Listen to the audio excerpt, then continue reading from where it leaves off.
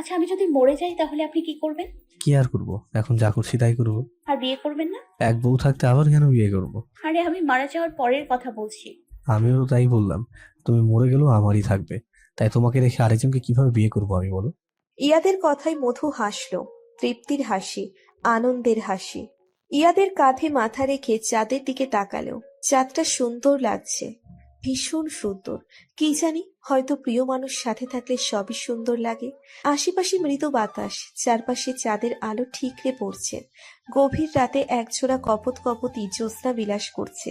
কারো মুখেই কথা নেই, দুজনেই সময়টা উপভোগ করছে। দুজনেই চাইছে সময়টা এখানেই থমকে যাক, কিন্তু সময় ও নদীর স্রোত তো কারোর জন্য অপেক্ষা করে না। মধু ইয়াদের কাঁধে মাথা রেখে পা দিয়ে পানি নাড়ছে আর গুনগুন করছে। ইয়াদ মধুর গুনগুন শুনে বলল, একা একা গুনগুন না করে আমাকেও একটু শোনাও। মন ভালো থাকায় মধু অনুরোধটা রাখলো। গুনগুন করে যে গানটা গাইছিল সেটাই গাইতে শুরু করলো। আগে যখনই মধু ইয়াদকে মিস করতো তখনই এটা শুনতো। একলা হলে বুঝতে পারি ভালোবাসি কত। আমি একলা হলে বুঝতে পারি ভালোবাসি কত।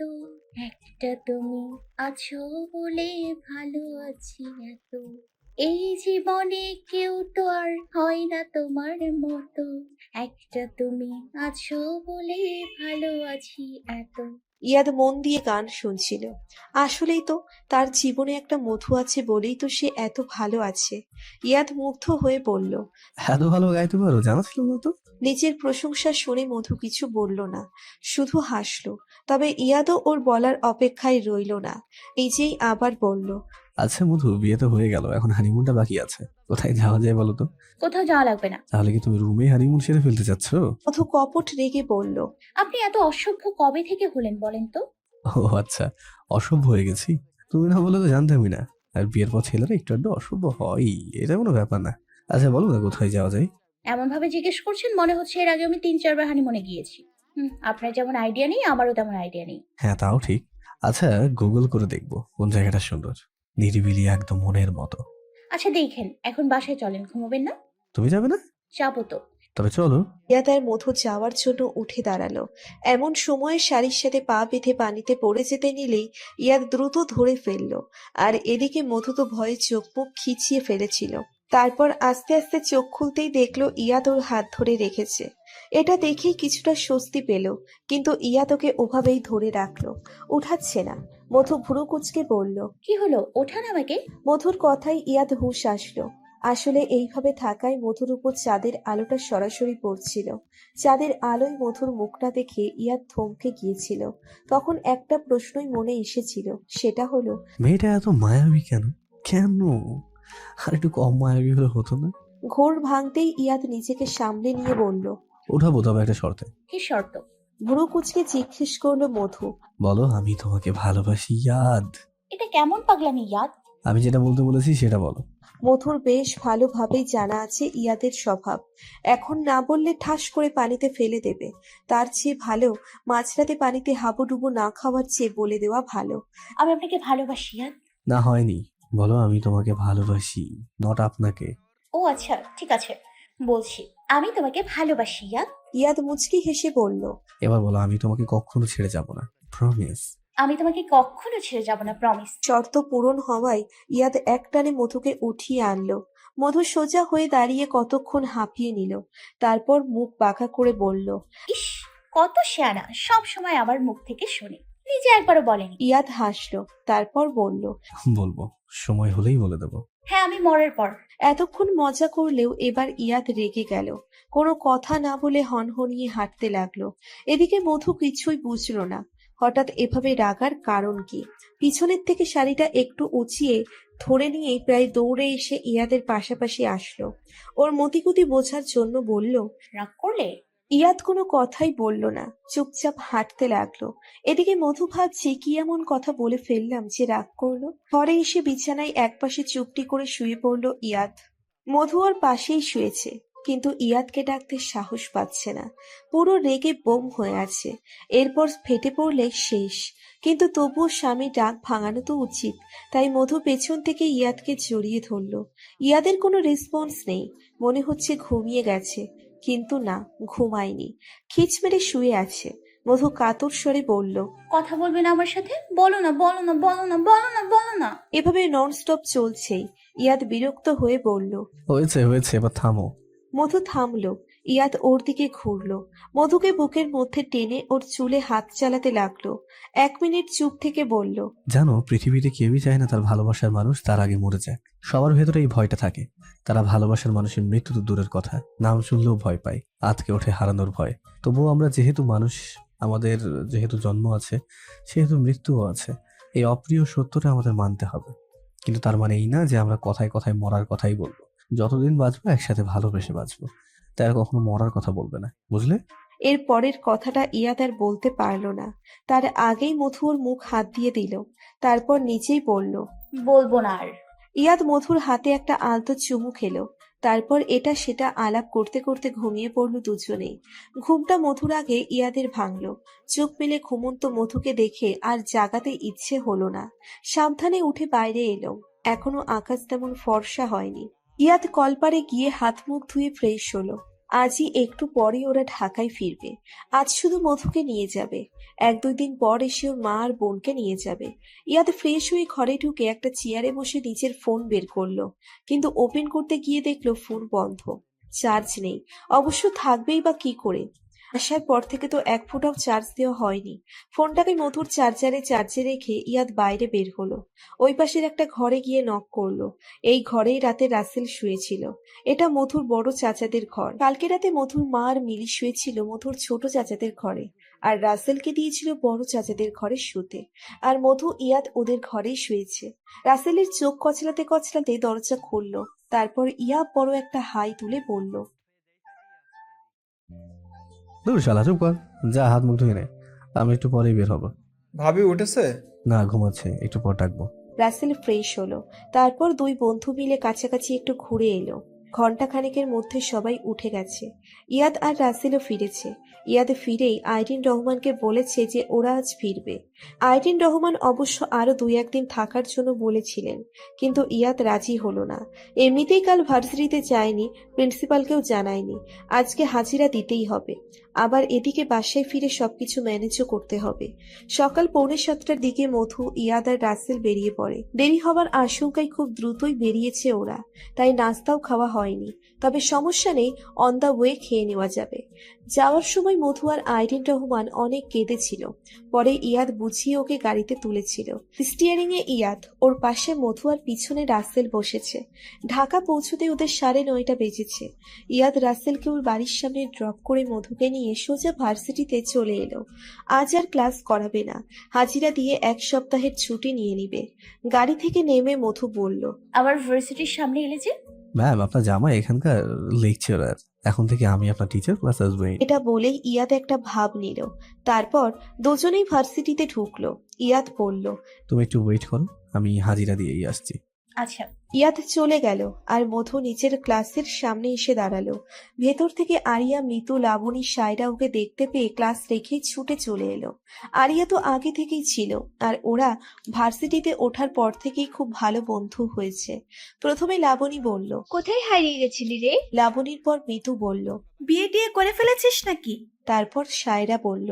আরে এগুলো ছাড়, শোন, তুই যাওয়ার পর নতুন একজন লেকচারার এসেছে ভার্সিটিতে।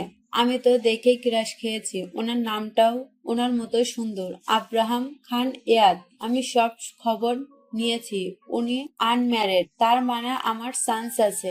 এটা বলেই সায়রা খুশিতে গদগদ হয়ে গেল। এদিকে মধু ওর খুশি দেখে মিটিমিটি হাসছে। কিন্তু আরিয়া আসার পর একটা কথাও বলেনি, তাই মধুও প্রথমে বলল। কি রে, কথা বলবি না? মৃত্যুকের সাথে কিসের কথা? কোনো কথা নেই আমার তোর সাথে। তাহলে আমি এখানে আসাই তুই ছুটে এসছিস কেন? আমি আসিনি, ওরা জোর করেছিল তাই এসেছি। আরিয়া আমতা আমতা করে বলল। কিন্তু সত্যিই তো, এটাই ওরা কেউ মধুকে দেখেনি। সবার আগে আরিয়াই দেখেছিল আর ছুটে ক্লাস থেকে বেরিয়েছিল। তারপর ওরাও এসেছিল। মধু আরিয়া সহ সবাইকে অবাক করে দিয়ে আরিয়াকে জড়িয়ে ধরলো। কাঁদতে কাঁদতে বলল। সরি রে, মাফ করে দে, আর কখনো এমন হবে না। আরিয়াও কাঁদছে। কিছুক্ষণ কান্না কাটার পর দুই বান্ধবী মান অভিমান শেষ হলো। এদিকে সাইরা হঠাৎ চাপা উত্তেজনায় চিল্লিয়ে বলল। দেখ দেখ, আমার ক্রাশ বয় আসছে। সবাই তাকিয়ে দেখলো ইয়াদ আসছে। ইয়াদ ওদের সামনে এসে দাঁড়ালো। তারপর আরিয়াকে দেখে বলল। হে আরিয়া, কেমন আছো? ভালো, আপনি? ইয়াদ একবার মধুর দিকে তাকিয়ে মুচকি হেসে বলল। এতদিন ভালো ছিলাম না, এই 2 দিন ধরে খুব ভালো আছি।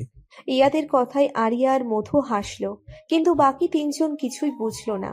সায়রাও বেশ কনফিউজড। আরিয়ার সাথে দুই একটা কথা বলে ইয়াদ মধুকে উদ্দেশ্য করে বলল। চলো এবার বের হই। চলো। তারপর দুজনেই গেটের দিকে এগিয়ে গেল। এদিকে সায়রা বুঝতে না পেরে বলল। তোরা কিছু বুঝলি? আরিয়া বাদে বাকি দুইজন মাথা নাড়ালো। এদিকে আরিয়া ওদের কাণ্ড দেখে হাসতে হাসতে বলল। আরে এখনো বুঝিসনি? ওরা কাপল।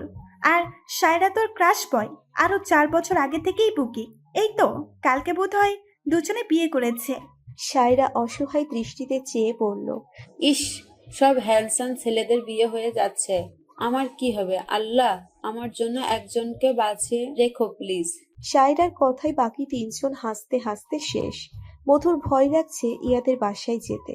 প্রথম প্রথম যখন ইয়াদের বাসায় যেত তখন এমন অনুভূতি হতো, পরে আস্তে আস্তে স্বাভাবিক হয়। কিন্তু আজকে ভেতরে ভেতরে প্রথম দিনের মতো কেমন যেন জড়তা কাজ করছে। ইয়াদ দরজায় নক করলো। 2বার নক করতেই সায়দা খান দরজা খুললো। সায়দা খানকে দেখেই মধু সালাম করলো, কিন্তু সায়দা খানের কোনো ভাবান্তর নেই। বোঝাচ্ছে না ভিতরে কি চলছে। ইয়াদ মধুর হাত ধরে বলল। মা, আমরা বিয়ে করেছি। সায়দা খান কিছু বললেন না।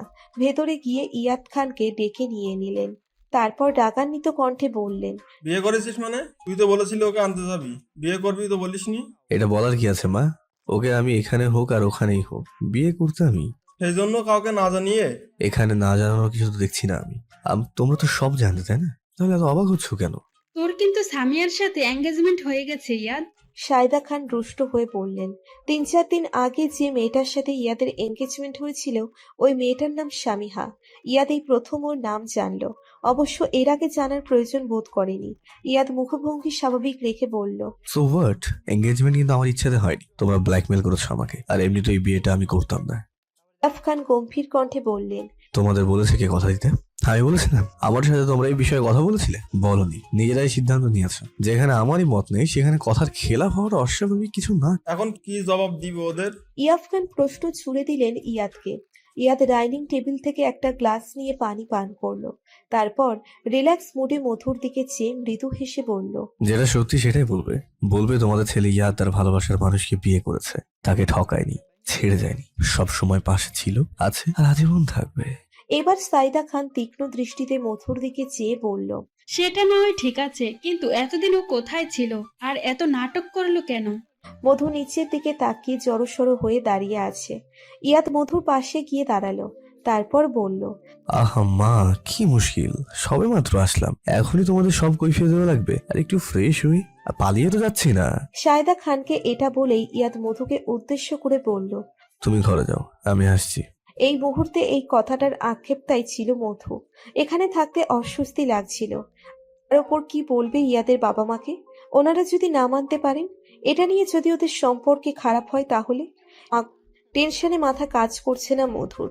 একদিকে নাছুরবান্দা ইয়াদ, অন্যদিকে ওর পরিবার।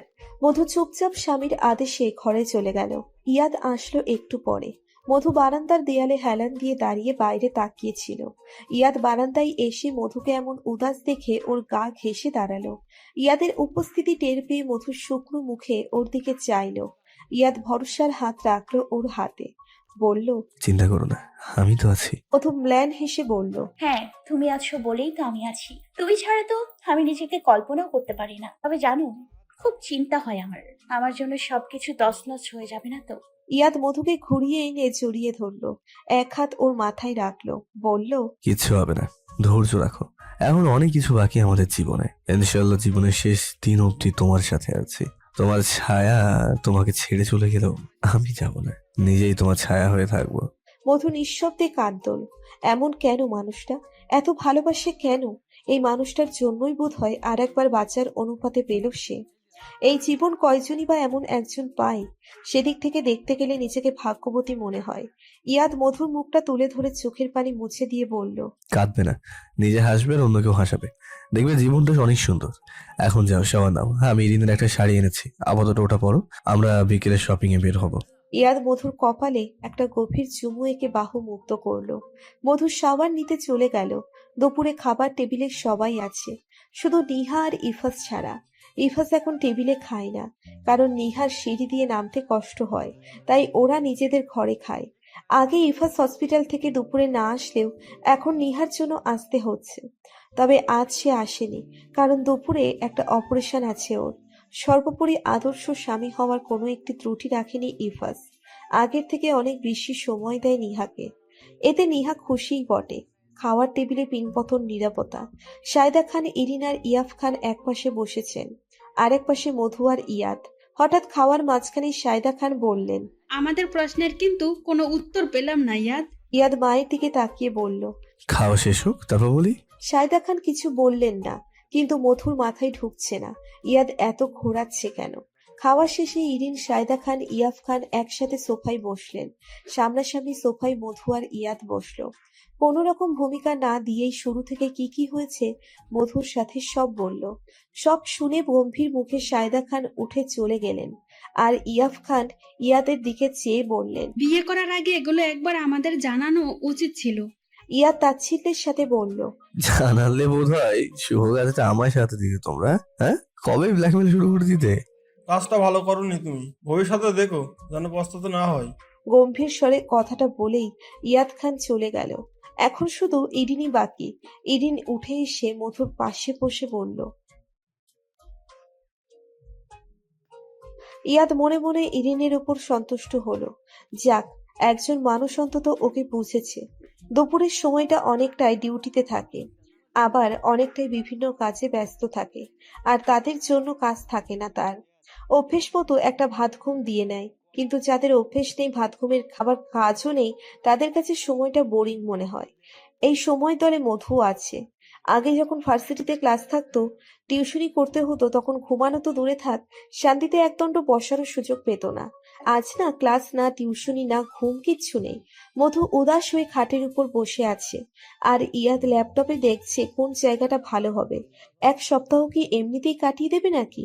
এই এক সপ্তাহে মধু উইথ মধুচন্দ্রিমায় যাওয়ার প্ল্যান আছে। তাতে কয়েকটা জায়গা সিলেক্ট করে মধুকে দেখালো। মধু সবগুলোই দেখলো, সবগুলোই সুন্দর। তাছাড়া এইসব জায়গাগুলো ছবিতেই দেখেছে মধু, যাওয়ার আর ভাগ্য হয়নি।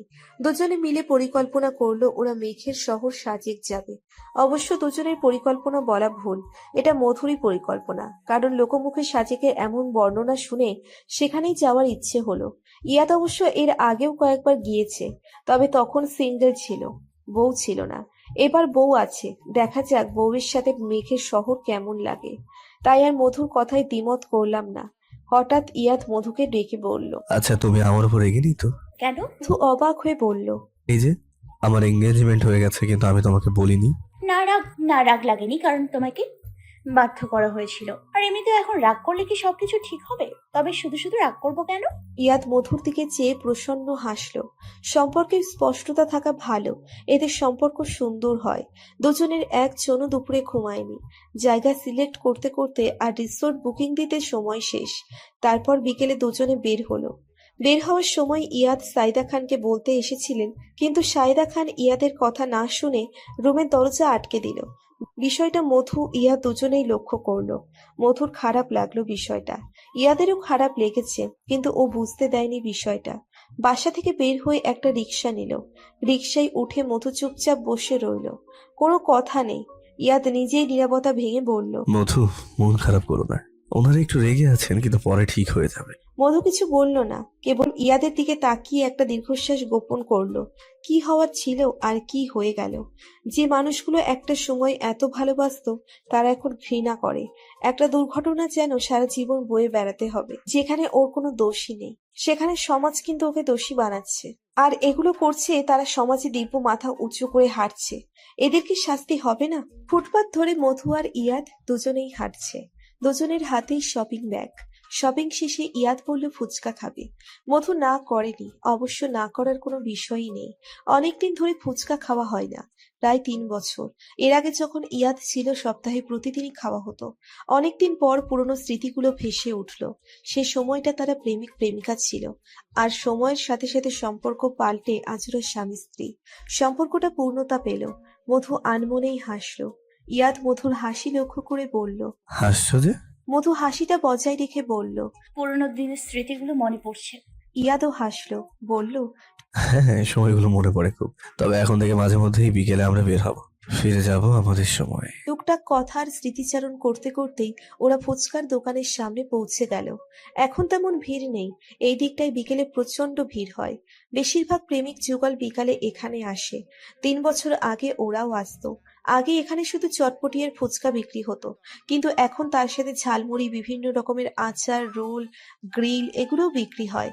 ইয়াদ মধুকে জিজ্ঞেস করলো। ফুচকা, চটপটি নাকি ঝালমুড়ি? মধু দুষ্টু হেসে বলল। তিনটাই। ইয়াদ ভুরু কুচকে বলল। পেট খারাপ করবে কিন্তু। করবে না? তুমি খাবে? আমি শুধু ফুচকা। ইয়াদ অর্ডার দিয়ে দিল। হঠাৎ একটা মেয়ে এসে ইয়াদকে সালাম দিয়ে বলল। আরে স্যার, আপনি এখানে?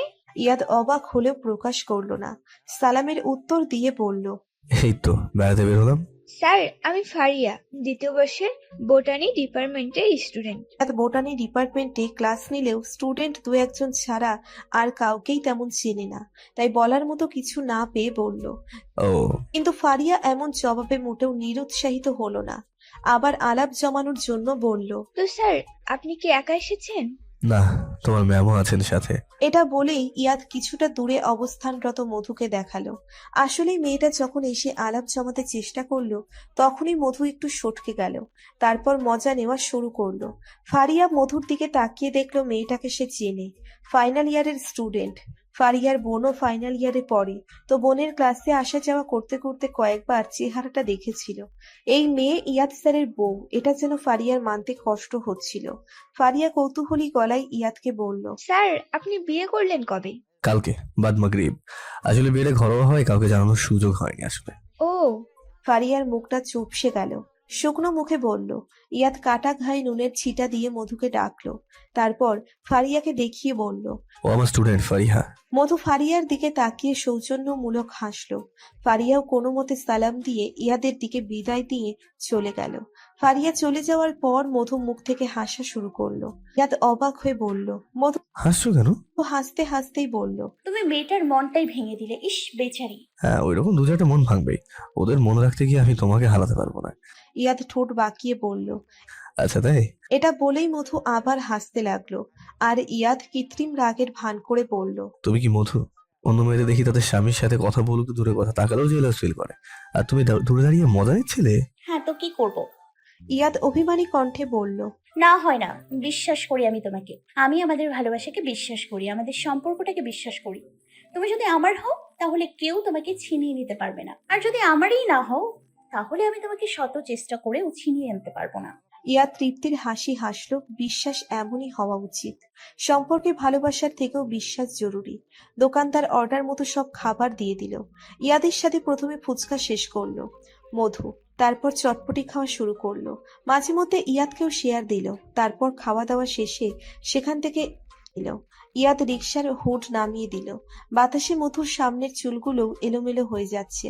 মধু বিরক্ত হয়ে সরিয়ে দিতে নিলেই ইয়াদ বাধা দিয়ে বলল। প্রেমিকের এই অবাধ্য চুলগুলো সরিয়ে দেওয়া একমাত্র অধিকার শুধু প্রেমিকের। মধু কিছু বলল না, ঠোঁট কামড়ে হাসলো। বাসায় ফিরে ড্রয়িং রুমে ঢুকলো, কেউ নেই। কাজের মেয়েটা দরজা খুলে দিয়েছে। আগে সব সময় সাইদা খান দরজা খুলতেন, কিন্তু আজ ইয়াদের খারাপ লাগলেও প্রকাশ করলো না, কারণ পাছে মধু যদি মন খারাপ করে, যদি ভাবে ওর জন্য এসব হচ্ছে। তাই ইয়াদ নিজেকে স্বাভাবিক রেখে মধুকে নিয়ে নিচের ঘরে চলে গেল। এদিকে সাইদা খান দরজায় ফাঁক দিয়ে ছেলেকে দেখেছেন। কষ্টের কোনো লক্ষণই নেই, ভালোই আছে ছেলে। এই মেয়েটাকে পাওয়ার পর ছেলেটা বদলে গেছে ভেবেই সাইদা রহমান দুঃখ পেলেন। বাসায় এসে সাইদা খানের কাছে সব শুনেছে, সব শুনে মাকে বুঝিয়েছে, কিন্তু কোনো লাভ হয়নি। সাইদা খান অবুঝ, তাই ইফাজ তার ব্যাগ ব্যয় না করে ঘরে চলে গেল। ঘরে এসে দেখলো নিহা শুয়ে শুয়ে বই পড়ছে। ইফাজকে দেখে বই বন্ধ করে উঠতে নিলেই ইফাজ বলল। উঠছে কেন? পড়ো, সমস্যা নেই। আর তোমাকে না বললাম এই সময়টা বেশি নড়াচড়া করা ঠিক না? নিহা প্রসন্ন হেসে বলল। আচ্ছা ডাক্তার সাহেব, করব না। এবার যাও, ফ্রেশ হও। ইফাজ ফ্রেশ হয়ে হেসে বলল। নিহা, আমি একটু ইয়াদের সাথে কথা বলতে যাচ্ছি, 0.5 ঘন্টার মধ্যে চলে আসব। তোমার কিছু লাগলে ডাক দিও বা ফোন দিও। আচ্ছা। ইফাজ চলে যাওয়ার পর নিহা আবারও বইয়ে মনোযোগ দিল। মধু মায়ের সাথে কথা বলছিল আর ইয়াদ ল্যাপটপে কাজ করছিল। ইয়াদ দরজায় নক করলো। ইয়াদ একটু হেসে বলল। আসো ভাইয়া। ইফাজ ঘরে ঢুকলো। শুধু ইফাজ ছাড়া এমন করে দরজা কেউ নক করে না, সবাই হুটহাট ঢুকে যায়। বলা তো যায় না অনেক ভদ্র স্বভাবের প্রয়োজন। এই ম্যানার্স গুলোর জন্য বাইরে যখন পড়তো তখন অনেক মেয়ে প্রপোজাল দিত, কিন্তু ইফাজ তাদের ভদ্রভাবেই ফিরিয়ে দিত। ঘরে ঢুকেই প্রথমে চোখ পড়লো মধুর দিকে। এক নজর দেখেই ইয়াদের দিকে তাকিয়ে বলল। কেমন আছিস রে? এই তো ভালো। হাসপাতাল থেকে আসলে কখন? 10-15 মিনিট হবে। আচ্ছা শোন, একটু আসতে পারবি? তোর সাথে একটু কথা আছে। ইয়াদ মধুর দিকে ইশারা করে ভাইয়ের সাথে বেরিয়ে গেল। ছাদের দরজা লক, 3টে চেয়ারে 3জন বসে আছে, নিখিল, ইফাজ আর ইয়াদ। সাইদা খানের কাছে সবটা শোনার পর ইফাজের মাথা আগুন হয়ে গিয়েছিল। শরীরের প্রত্যেকটা শিরা উপশিরা বিদ্রোহ করে বলল, না, এত সহজে তো এই নর পশুগুলো ছাড়া পেতে পারে না। তাই তখনই নিখিলকে ফোন করে আসতে বলেছিল। তখন এই আলোচনায় বিষয়বস্তু হচ্ছে কিভাবে ওদের ধরা যায়। নিখিল ইয়াদকে জিজ্ঞেস করলো। আচ্ছা, তোমার ওয়াইফের কি ওদের কারো চেহারা মনে আছে? না, আমি ওকে জিজ্ঞেস করছিলাম কিন্তু ও বললো মনে নেই। তাহলে কোনো ক্লু অথবা কোনো কিছু যেটা দিয়ে আমরা ওদের ধরতে পারবো? ইয়াদ মাথা চুলকে বলল। ও বলেছিল ওর কাছে একটা বন্ধ ফোন আছে, আর ওই ফোনটা ওদের মধ্যেই কার। ইফাজ উত্তেজিত কণ্ঠে বলল। গ্রেট, এখন এই মুহূর্তে আছে ওটা? না বোধ হয়, কারণ ব্রাহ্মণবাড়িয়া থেকে আসার সময় কিছুই আনেনি। নিখিল বলল। ওটা কুইক নিয়ে আসার চেষ্টা করো, ওটা দ্বারাই ওদের ধরা সম্ভব। আচ্ছা, আমরা কাল যাব। ইয়াদ বলল। তারপর আলোচনা আরো কিছুক্ষণ চলার পর নিখিল বিদায় নিল আর ইয়াদ রুমে আসলো। মধু শুয়ে পড়েছে। হঠাৎ করেই ওর মাথা ব্যথা উঠেছে। ইয়াদ ভেবেছিল ওকে সব বলবে, কিন্তু ওর মাথা ব্যথা দেখে আর বলেনি। লাইট বন্ধ করে টেবিল ল্যাম্প জ্বালিয়ে মধুর মাথাটা নিচের কোলের উপর দিয়ে মাথা টিপে দিতে লাগলো। মধু মৃদুস্বরে বলল। তুমি শুয়ে পড়ো, মাথা টেপা লাগবে না। চুপ করে ঘুমাও। ইয়াদ শাসনের স্বরে বলল। স্বামীর মিষ্টি শাসন মেনে মধু আর কিছু বলল না। আকাশ পাতাল ভাবতে ভাবতে ঘুমিয়ে পড়ল। একসময় ইয়াদেরও ঘুম পেয়ে গেল। ও মধুকে বুকের মধ্যে নিয়ে ঘুমিয়ে গেল। ইরিন খাওয়ার সময় ভাবতে এসে দেখলো ইয়াদের রুমের দরজা বন্ধ। বার কয়েক ডাকার পর ইয়াদ ঢুলু ঢুলু চোখ নিয়ে দরজা খুলল। ইরিন বলল। ইরিন বাম এনে দিল। বামটা নিয়ে ইয়াদ আবার দরজা বন্ধ করে দিল। বিছানার ফিরে ঘুমন্ত মধুর ঠোঁটে আলতো একটা চুমু দিয়ে কপালে বামটা লাগিয়ে ওকে আবার পূর্বের মতো জড়িয়ে ধরে শুয়ে পড়ল। মধুর মাথা বুকে চেপে ধরে রেখেছে ইয়াদ। মধু দুহাতে ইয়াদের গলা জড়িয়ে ধরে কাঁদছে। ইয়াদের চোখেও পানি, তবে সেটা আড়ালে। 10 মিনিট ধরে এভাবেই বসে আছে দুজন। 10 মিনিট আগে ওরা ঘুমিয়েই ছিল, কিন্তু হঠাৎ মধু ভয় পেয়ে চিৎকার দিয়ে উঠে বসে। সেই কালো রাতের দৃশ্য চোখে ভাসে। ইস, কি কষ্ট, কি আর্তনাদ! কেউ শোনার ছিল না, কেউ বাঁচায়নি সেদিন। মধুর চিৎকারে ইয়াদও শোয়া থেকে উঠে বসে। তড়িঘড়ি করে টেবিল ল্যাম্প জ্বালিয়ে দেখে মধু 2 হাতে মুখ ঢেকে কাঁদছে।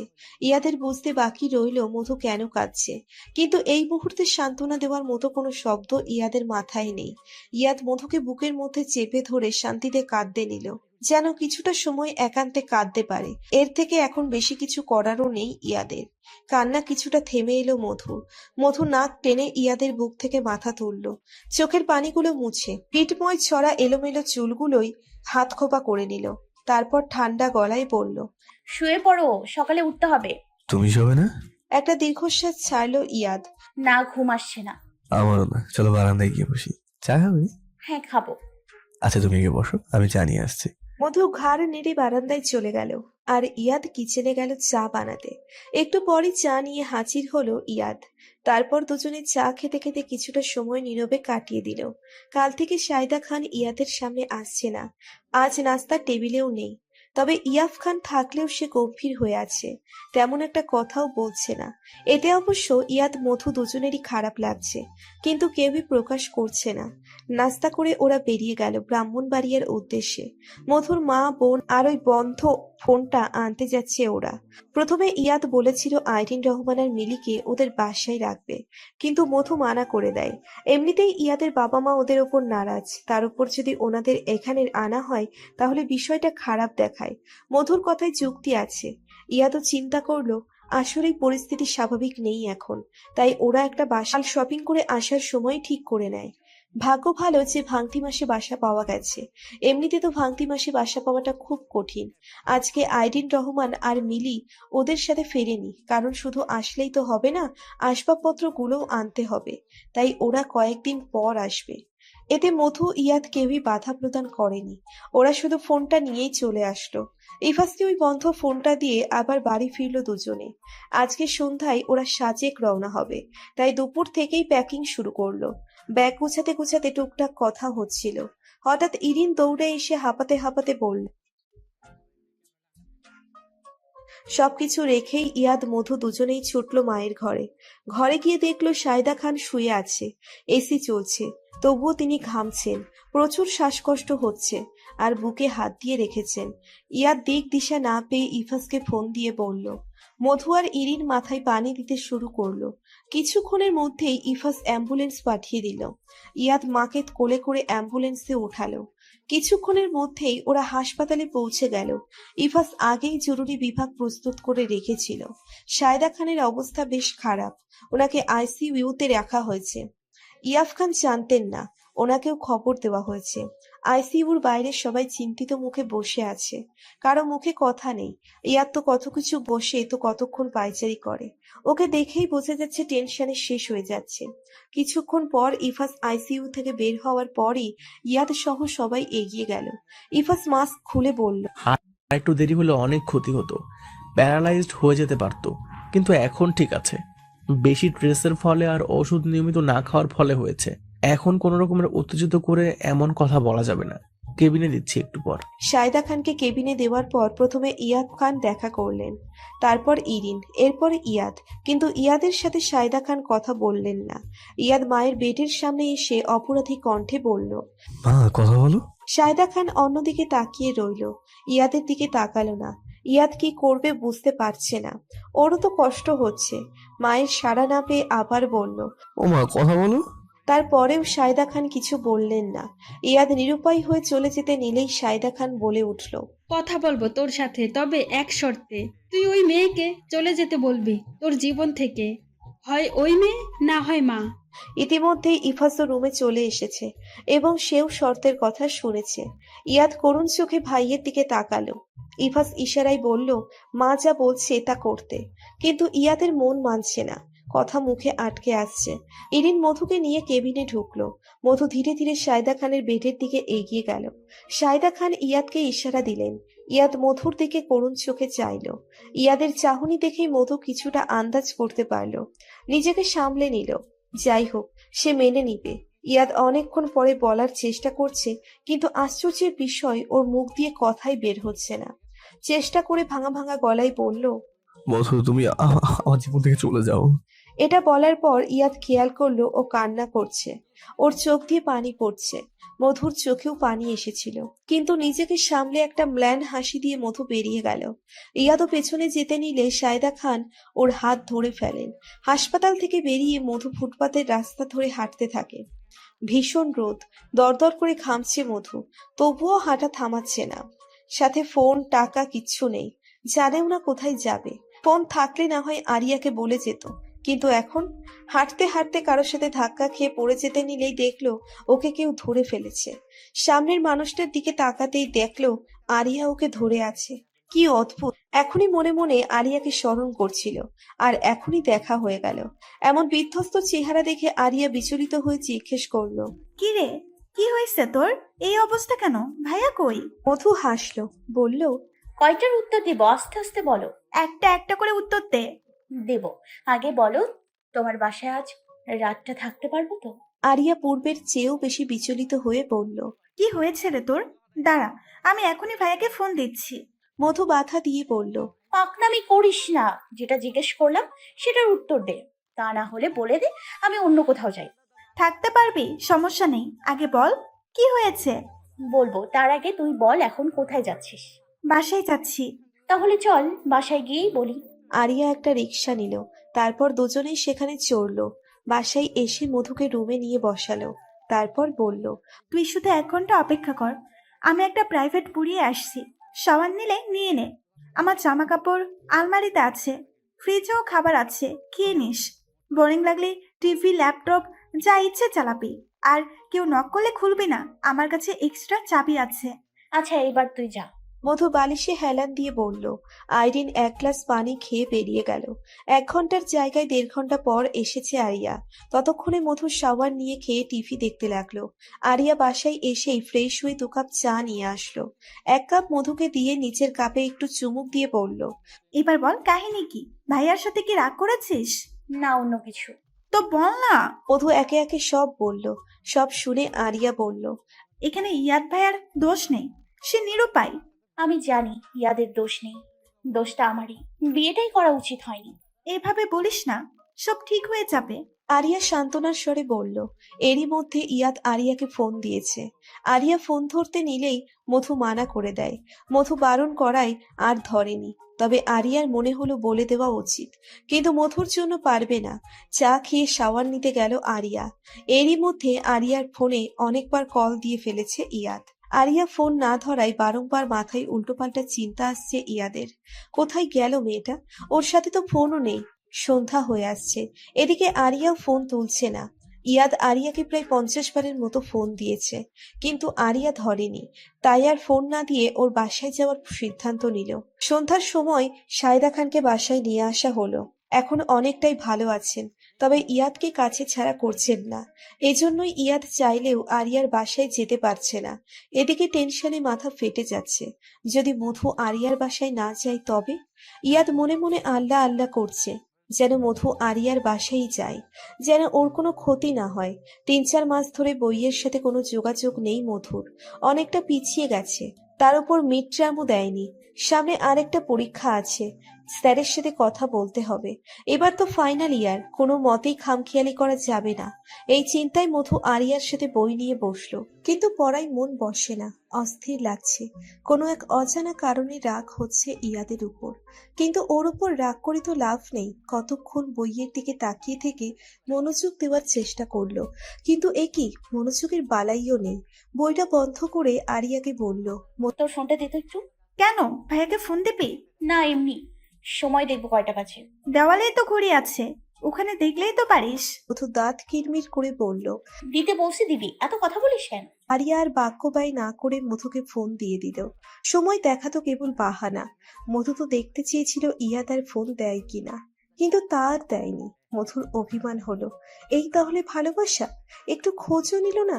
মধু মুখ গোমড়া করে আরিয়াকে ফোন আবার ফেরত দিল। এদিকে একটু আগে আরিয়া মেসেজে বলে দিয়েছে মধু ওর বাসায়।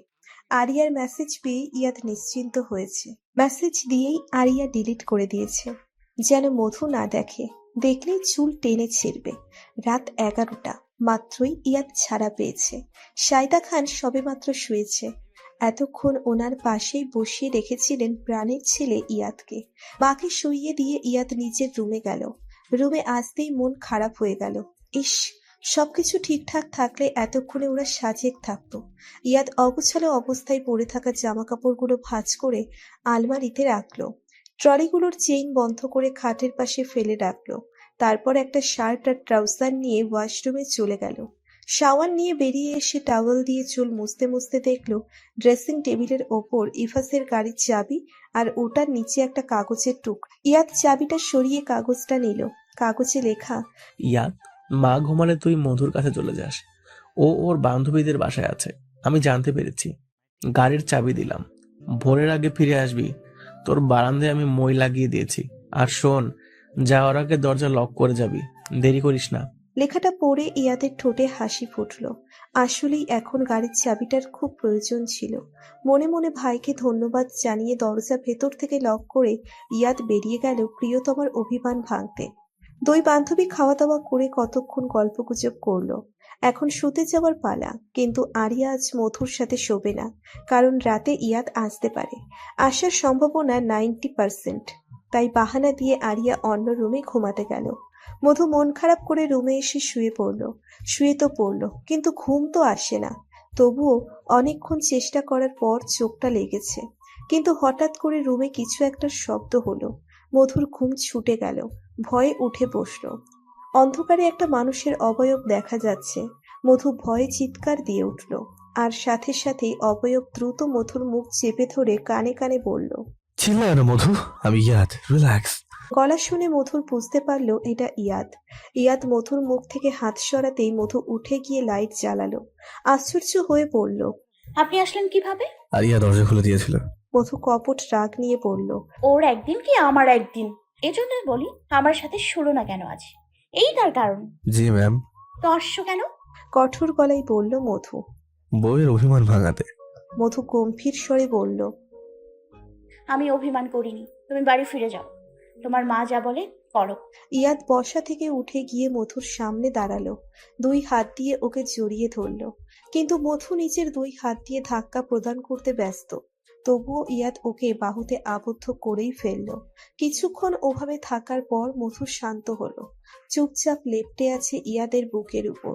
মধু শান্ত হবার পর ইয়াদ শান্ত কণ্ঠে বলল। বউ, ও বউ, শুনছো? বলো। মধু ক্ষীণ স্বরে উত্তর দিল। রাগ হয়েছে আমার ওপর? মধু মাথা নেড়ে না বলল। ইয়াদ আবার বলল। তাহলে কি অভিমান করেছে আমার বউটা? পূর্বের ন্যায় মধু ঘাড় ওপর নিচ করে হ্যাঁ বলল। ইয়াদ হাসলো। তারপর ফিসফিস করে বলল। ঠিক আছে, আজ তাহলে অভিমান ভাঙাই বউয়ের। দূরে কোথাও নিশাচর পাখি ডাকছে, হয়তো খাবারের সন্ধানে বের হয়েছে। রাতের কেউ প্রহরে সবাই বিভিন্ন কাজে ব্যস্ত থাকে। কেউ হয়তো রাত জাগা পাখি হয়ে ভালোবাসার মানুষের সাথে কথা বলাই ব্যস্ত, তো কেউ আবার ঘুমোতে। আবার কেউ কেউ তার ভালোবাসার মানুষের অভিমান ভাঙাতে। এই দলে ইয়াদও আছে। সে ব্যস্ত তার ভালোবাসার মানুষের অভিমান ভাঙাতে। রাতের প্রায় শেষ প্রহর। মধু ইয়াদের বুকে চুপটি করে শুয়ে আছে। ইয়াদ চুপ। মধুর চুলগুলো একবার হাতে পেঁচাচ্ছে, আবার খুলছে। একটা পর্যায়ে ইয়াদ বলল। জান পাখি, আমাদের এবার যেতে হবে, ভোর হয়ে আসছে। মধুর নিমেষেই মন খারাপ হয়ে গেল। সম্পর্কটা এমন কেন হয়ে গেল? বৈধতা থাকা সত্ত্বেও বউয়ের কাছে লুকিয়ে আসতে হয়। মধু ক্ষীণ গলায় বলল। আচ্ছা, আমাদের সম্পর্কটা কি ঠিক হবে? হবে বউ, সব হবে। আমি সব ঠিক করবো। আমার মা তোমাকে নিজের ছেলের বউ হিসেবে স্বীকৃতি দেবে, কথা দিলাম। শুধু একটু সময় দাও আর বিশ্বাস রেখো। আমি তোমাকে বিশ্বাস করি ইয়াদ। যাওয়ার সময় ইয়াদ মধুকে চেপে ধরল নিজের সাথে। তারপর দুষ্টু হাসি দিয়ে বলল। অভিমান কি এখনো আছে বউ? মধু লজ্জায় লাল নীল হয়ে অন্যদিকে চেয়ে রইল। ইয়াদের মজাই লাগছে মধুকে লজ্জা দিতে, তাই আবার বলল। আমার এখন গিয়ে আবার গোসল করতে হবে। ভাই ভাবি কি ভাববে বলো তো? এবার মধু কপট রাগ দেখিয়ে বলল।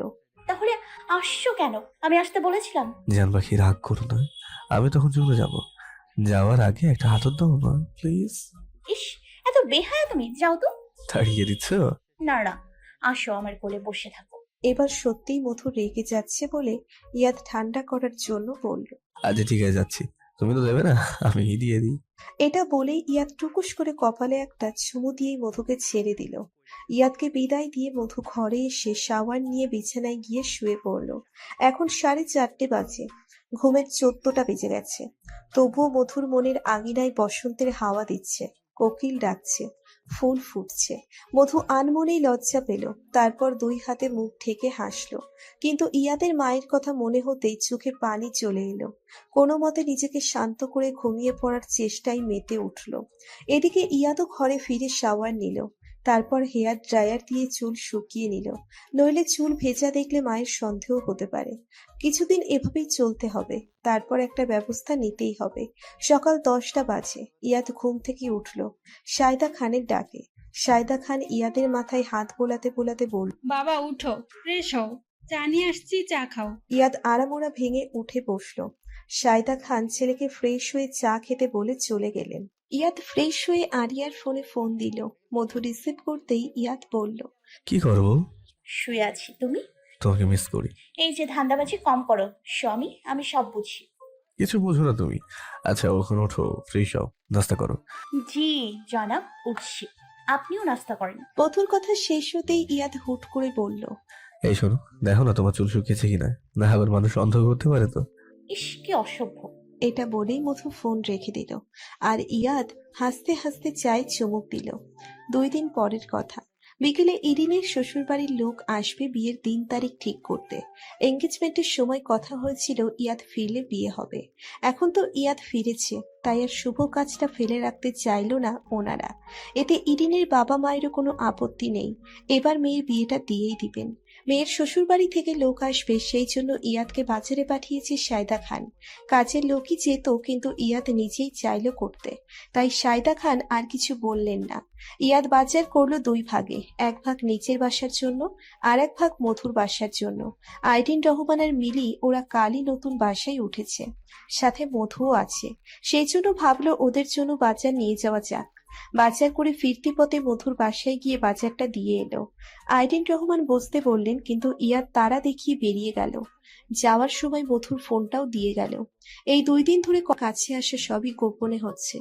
রাতের বেলা ইয়াদ মধুর বাড়ি থাকে, ভোর হওয়ার আগেই নিজের বাড়ি চলে আসে। অবশ্য সায়দা খান এখনো ধরতে পারেননি বিষয়টা। তিনি মনে করেছেন ছেলে হয়তো নিজেকে কন্ট্রোল করছে, তার জন্য এই জন্য তিনি ইয়াদের উপর একরকম বেশি খুশি। এইদিকে এই খবর নেহা, ইফাস আর ইরিন জানে। ইয়াফ খান সন্দেহ করলেও হাতে নাতে ধরতে পারেনি, তাই কিছু বলেনি। তবে ইয়াদের খুব মন খারাপ হয়। কাল সন্ধ্যার সময় ছাদে দাঁড়িয়ে ভাইয়ের সাথে সুখ দুঃখের আলাপ করছিল। ইফাস সান্ত্বনা দিয়ে শান্ত করেছিল ওকে। আপাতত ইরিনের বিয়ে মিটে যাওয়া অবধি চুপই থাকতে হবে, পরে না হয় কিছু একটা করা যাবে। ইয়াদ বাজার নিয়ে বাসায় আসলো। বাসায় রান্না বান্না হচ্ছে, সায়দা খান সবকিছুর তদারকি করছে, সাথে ইরিনও আছে। তবে সে একটু পরপর আসে আর যায়। নিহাও চেয়েছিল সাহায্য করতে, কিন্তু ইফাসের চোখ রাঙানি আর সায়দা খানের কঠিন বারণে নিহা আর কিছু করতে পারল না। ইদানিং বোরিং লাগে সবকিছু নিহার। ইফাস একটা কাজও করতে দেয় না। যখন বাসায় থাকে তখনও আবার বাইরে গেলে সায়দা খান আর ইরিন। কয়েকদিন ধরে বাবা মায়ের কাছেও যেতে ইচ্ছে করছে, তাই ভাবছে ইরিনের বিয়েটা মিটে গেলেই কয়েকদিন গিয়ে থেকে আসবে। একটু আগেই ইরিনের শ্বশুরবাড়ির লোকেরা চলে গিয়েছে। বিয়ের দিন তারিখ সব ঠিক, সামনের শুক্রবার বিয়ে হবে। সেই অনুযায়ী আগের দিন গায়ে হলুদ, পরের দিন বউ ভাত। সপ্তাহ জুড়ে সবার ব্যস্ততা। ইয়াদের এই ভেবে মন খারাপ হলো, এই আনন্দগুলোর সামিল মধু হতে পারবে না। অথচ ও কিন্তু এই বাড়িরই বউ। সারাদিন ইয়াদ একা হাতেই সব সামাল দিয়েছে। ইফাস হসপিটালে ছিল, ওরও থাকার ইচ্ছে ছিল, কিন্তু এমার্জেন্সি পড়ে যাওয়ায় আসতে পারেনি। সন্ধ্যার সময় নিজের ঘরে এসে ফ্রেশ হয়ে ল্যাপটপ অন করলো। কিছু কাজ আছে, ওগুলো শেষ করে খাওয়া দাওয়া করে সবাই ঘুমালে বেরিয়ে পড়বে। কাজ করতে করতেই সায়দা খান ইয়াদের ঘরে আসলো চা নিয়ে।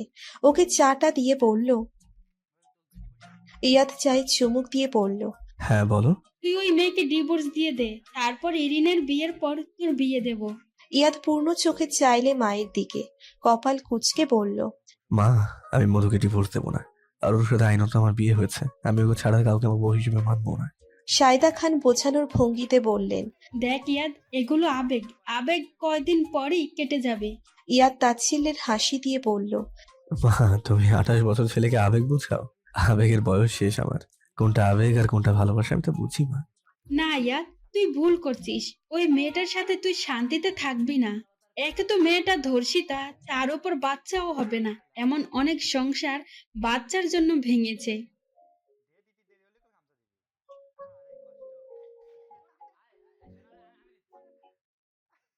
সায়দা খান গম্ভীর গলায় বললেন, ইয়াদ, তুই কিন্তু বেশি বাড়াবাড়ি করছিস। আমার কথা শুন। 2 দিন আগেও তোমার একটা অন্যায় আবদার রেখেছি, আর পারবো না মা, প্লিজ। তোমার অন্যায় আবদার রাখতে কি আমি আরেকজনকে কষ্ট দিতে পারবো না। এটা বলেই ইয়াদ ল্যাপটপটা অফ করে অর্থপূর্ণ চায়ের কাপটা রেখে বাইরে চলে গেল। আর সায়দা খান গম্ভীর মুখ নিয়ে উঠে চলে গেলেন। নিখিল কিছুদিনের জন্য ট্রেনিংয়ে গিয়েছিল, তাই ওকে এই ফোনটা দিতে পারেনি ইফাস। নিখিল অবশ্য বলেছিল ও আসলে তারপর কাজ শুরু করবে, কিন্তু ইফাসের হাত গুটিয়ে রাখতে ইচ্ছে হলো না, তাই কাউকে কিচ্ছু না জানিয়ে নিজের বিশ্বস্ত কয়েকজন লোককে দায়িত্ব দিয়ে দিল। ফোনটা ওদের কাছে দিয়ে সিমটা নিজের কাছে রাখলো। ওই ফোনের গ্যালারিতে একটা ছেলের ছবি আছে। এখন উদ্দেশ্য ওই ছেলেকে খুঁজে বার করা। রাত 1টা, নেহা ঘুমিয়ে গেছে। ইফাস ওর পাশ থেকে উঠে গেল। ইফাসও ওর পাশেই শুয়েছিল, অপেক্ষা করছিল নেহা ঘুমানোর। ও ঘুমিয়ে পড়লেই সিমটা নিজের ফোনে লাগিয়ে নাম্বারগুলো চেক করবে, হয়তো কোনো ক্লু পাওয়াও যেতে পারে। ফোন চালু করে নাম্বারগুলো টুকে নিতে লাগলো। হঠাৎ করেই ইফাজের চোখে একটা পরিচিত নাম্বার ধরা পড়ল। ইফাজ শিওর হওয়ার জন্য নাম্বারটা আরো একবার চোখ বুলিয়ে নিল। না, কোনো ভুল নেই, কিন্তু এই নাম্বার এখানে কি করে? ও অন্য একটা কাগজে এই নাম্বারটাও টুকে নিল। হতে পারে এটার সাথেও কোনো যোগসূত্র আছে। সারা সপ্তাহ জুড়ে শপিং থেকে শুরু করে যাবতীয় আয়োজন সব দায়িত্ব নিয়ে করেছে ইয়াদ আর ইফাজের বোনের বিয়ের আয়োজন। ভাইয়েরা কোনো ত্রুটি রাখেনি। আজ ইরিনের গায়ে হলুদ। ইয়াদের অনেক ইচ্ছে ছিল পুরো বিয়েতে মধু থাকবে, কিন্তু ওকে আসতে বলতো কোন মুখে? মাঝে মধ্যে নিজেরই ভীষণ খারাপ লাগে, মন চাই সব ছেড়ে ছুড়ে চলে যেতে, কিন্তু পিছুটানির জন্য আর যাওয়া হয় না। দুই ভাই মিলে বোনকে স্টেজে নিয়ে বসালো। ইরিন আজ অনেক খুশি। নিজের বিয়েতে পরিবারের সবাই আছে, কিন্তু একটা বিষয় খারাপ লাগছে, যে তার ছোট ভাই হাসি খুশি থাকলে ওর মনটা খারাপ। কেন খারাপ সেটাও অজানা নয়। তাই ইরিন ভাইকে খুশি করতে ওর কানে কানে বলল, ভাইয়া, ভাবিকে মিস করছো? ইয়াদ মলিন হাসলো, কিছু বলল না। ইরিন আবারও ফিসফিসিয়ে বলল, ভাবিকে আসতে বলেছি। ইয়াদ চমকে উঠে বলল, ও কি বলেছে? আসবে? হ্যাঁ আসবে, কিন্তু তোমার বউ হয়ে নয়, আমার বান্ধবী হয়ে। সমস্যা নেই, ও আসলেই চলবে। এবার খুশি তো? ইরিন দাঁত কেলিয়ে বলল। ইয়াদ কিছু বলল না, কিন্তু ওর মুখ দেখে বোঝাই যাচ্ছে ও অনেক খুশি। মধু চকলেট কালারের একটা শাড়ি পরে তৈরি হয়ে নিল। বের হওয়ার আগে শেষবারের মতো একবার আয়নাতে নিজেকে দেখে বের হতে নিলেই আইরিন রহমান বললেন, কোথায় যাচ্ছিস মধু? মা, আজ ইয়াদের বোনের গায়ে হলুদ, ওখানেই যাচ্ছি। তোকে যেতে বলেছে? মধু আমতা আমতা করে বলল, না, আসলে ইরিন বলেছিল আসতে। আর অমনি তুমি চলে যাচ্ছ? ইয়াদ কি একবারও বলেছিল? বা ওর বাবা মা কেউ বলেছে? মধু নিচের দিকে তাকিয়ে বলল, না। তাহলে যাচ্ছিস কেন? আবার অপমানিত হতে? ওই দিন অপমান হয়ে শিক্ষা হয়নি, আজ আবার সবার সামনে অপমানিত হতে ভাল লাগবে? মধু কিছু বলল না, চুপচাপ নিচের দিকে তাকিয়ে রইল। আসলেই মায়ের কথাগুলো সত্যি। আইরিন রহমান আবার বললেন, তোর যেতে মন চাইলে যা, কিন্তু কিছু হলে বাসায় এসে আবার কাঁদিস না, এই বলে দিলাম। মধু আর দরজার দিকে পা বাড়ালো না, নিজের ঘরে চলে গেল। দরজা বন্ধ করে দিল। ড্রেসিং টেবিলের সামনে দাঁড়ালো। খুঁটিয়ে খুঁটিয়ে দেখতে লাগলো নিজেকে। কি কমতি আছে ওর? একটা হাত নেই, নাকি পা নেই, নাকি কানা, নাকি প্রতিবন্ধী? না, কোনো কমতিই তো নেই। তাহলে এত অবহেলা কেন? কেন বিয়ের আগে যারা ভালোবাসতো একটা দুর্ঘটনার জন্য তারা বিয়ের পর ভালোবাসতে পারছে না? তাহলে কি তারা নারীকে নয়, নারীর সতীত্বকে ভালোবাসে? প্রায় 10টা বেজে গেছে, এখনো মধু আসছে না। ইয়াদ বারবার গেটের দিকে তাকাচ্ছে, কয়েকবার ফোনও দিয়েছে, কিন্তু ফোন রিসিভও হচ্ছে না। এখন আসছে না কেন? আসার তো কথা ছিল। কোনো সমস্যা হয়েছে কি না কে জানে। এখন তো এদিকটা ছেড়ে যাওয়াও যাবে না। এদিকে ইরিনের সাথে কথা বলা যাচ্ছে না, অনেক আত্মীয় ওকে ঘিরে আছে। মধুর অপেক্ষায় থাকতে থাকতে হলুদের অনুষ্ঠান শেষ। সবাই যে যার মতো ঘুমাতে চলে গেছে। ইয়াদও ঘরে এসেছে। হলুদের পোশাক পাল্টে বিছানায় বসে মধুকে কল দিল। মধু রিসিভ করতেই ইয়াদ বলল, আজকে আসনি কেন? আসার কি কথা ছিল? ইরিন তো বলেছিল আসতে। তুমি বলেছিলে? এই কথার উত্তর পেল না ইয়াদ। নিজের কাছে নিজের লজ্জা লাগছে। ইয়াদের জবাবের অপেক্ষা না করে মধু বলল, রাত হয়ে গেছে অনেক, কাল বিয়ে, ঘুমিয়ে পড়ো, রাখছি। এটা বলেই মধু ফোনটা রেখে দিল। ফোনটা রাখার পর চোখ ছাপিয়ে কান্না চলে আসলো মধুর। সন্ধ্যা থেকে একটুও কাঁদেনি, কিন্তু এখন খুব কান্না পাচ্ছে। ভাইদের চোখের মনির আজকে বিদায়। দুই ভাইয়ের মন ভার হয়ে আছে। ছোটবেলা থেকেই দুই ভাইয়ের আর বাবা মায়ের ভীষণ আদরে ছিল ইরিন। কখনো ভালোবাসার কমতি অনুভব করেনি, কিন্তু আজ যাবার বেলায় বাড়ির সবার মন খারাপ হয়ে আছে। সাইদা, ইয়াফ দুজনেই কান্না করেছেন মেয়ের বিদায়ে। ইয়াদ ইফাজ প্রথমে কান্না করেনি, শক্তই ছিল, কিন্তু যখনই ইরিন এসে ভাইদের জড়িয়ে ধরে কান্না করা শুরু করলো, তখন দুই ভাইয়ের কেউই তাদের কান্নার লাগাম টেনে ধরতে পারেনি। 3 ভাই বোন খুব কাঁদলো। তারপর ইফাজ বোনকে কোলে করে নিয়ে গাড়িতে বরের পাশে নিয়ে বসালো। বরের হাত ধরে ইফাজ ভেজা গলায় বলল, ও আমাদের খুব আদরের বোন, আমাদের চোখের মণি। আজ আমরা আমাদের জানটাকে তোমার হাতে দিলাম, কখনো কষ্ট দিও না। যদি আমার বোন কখনো তোমার কারণে কাঁদে আর আমি যদি জীবিত থাকি, তাহলে ওই দিন তোমার শেষ দিন হবে। এটা বলেই বোনের কপালে একটা চুমু খেয়ে সরে গেল। তারপর ইয়াদ গেল।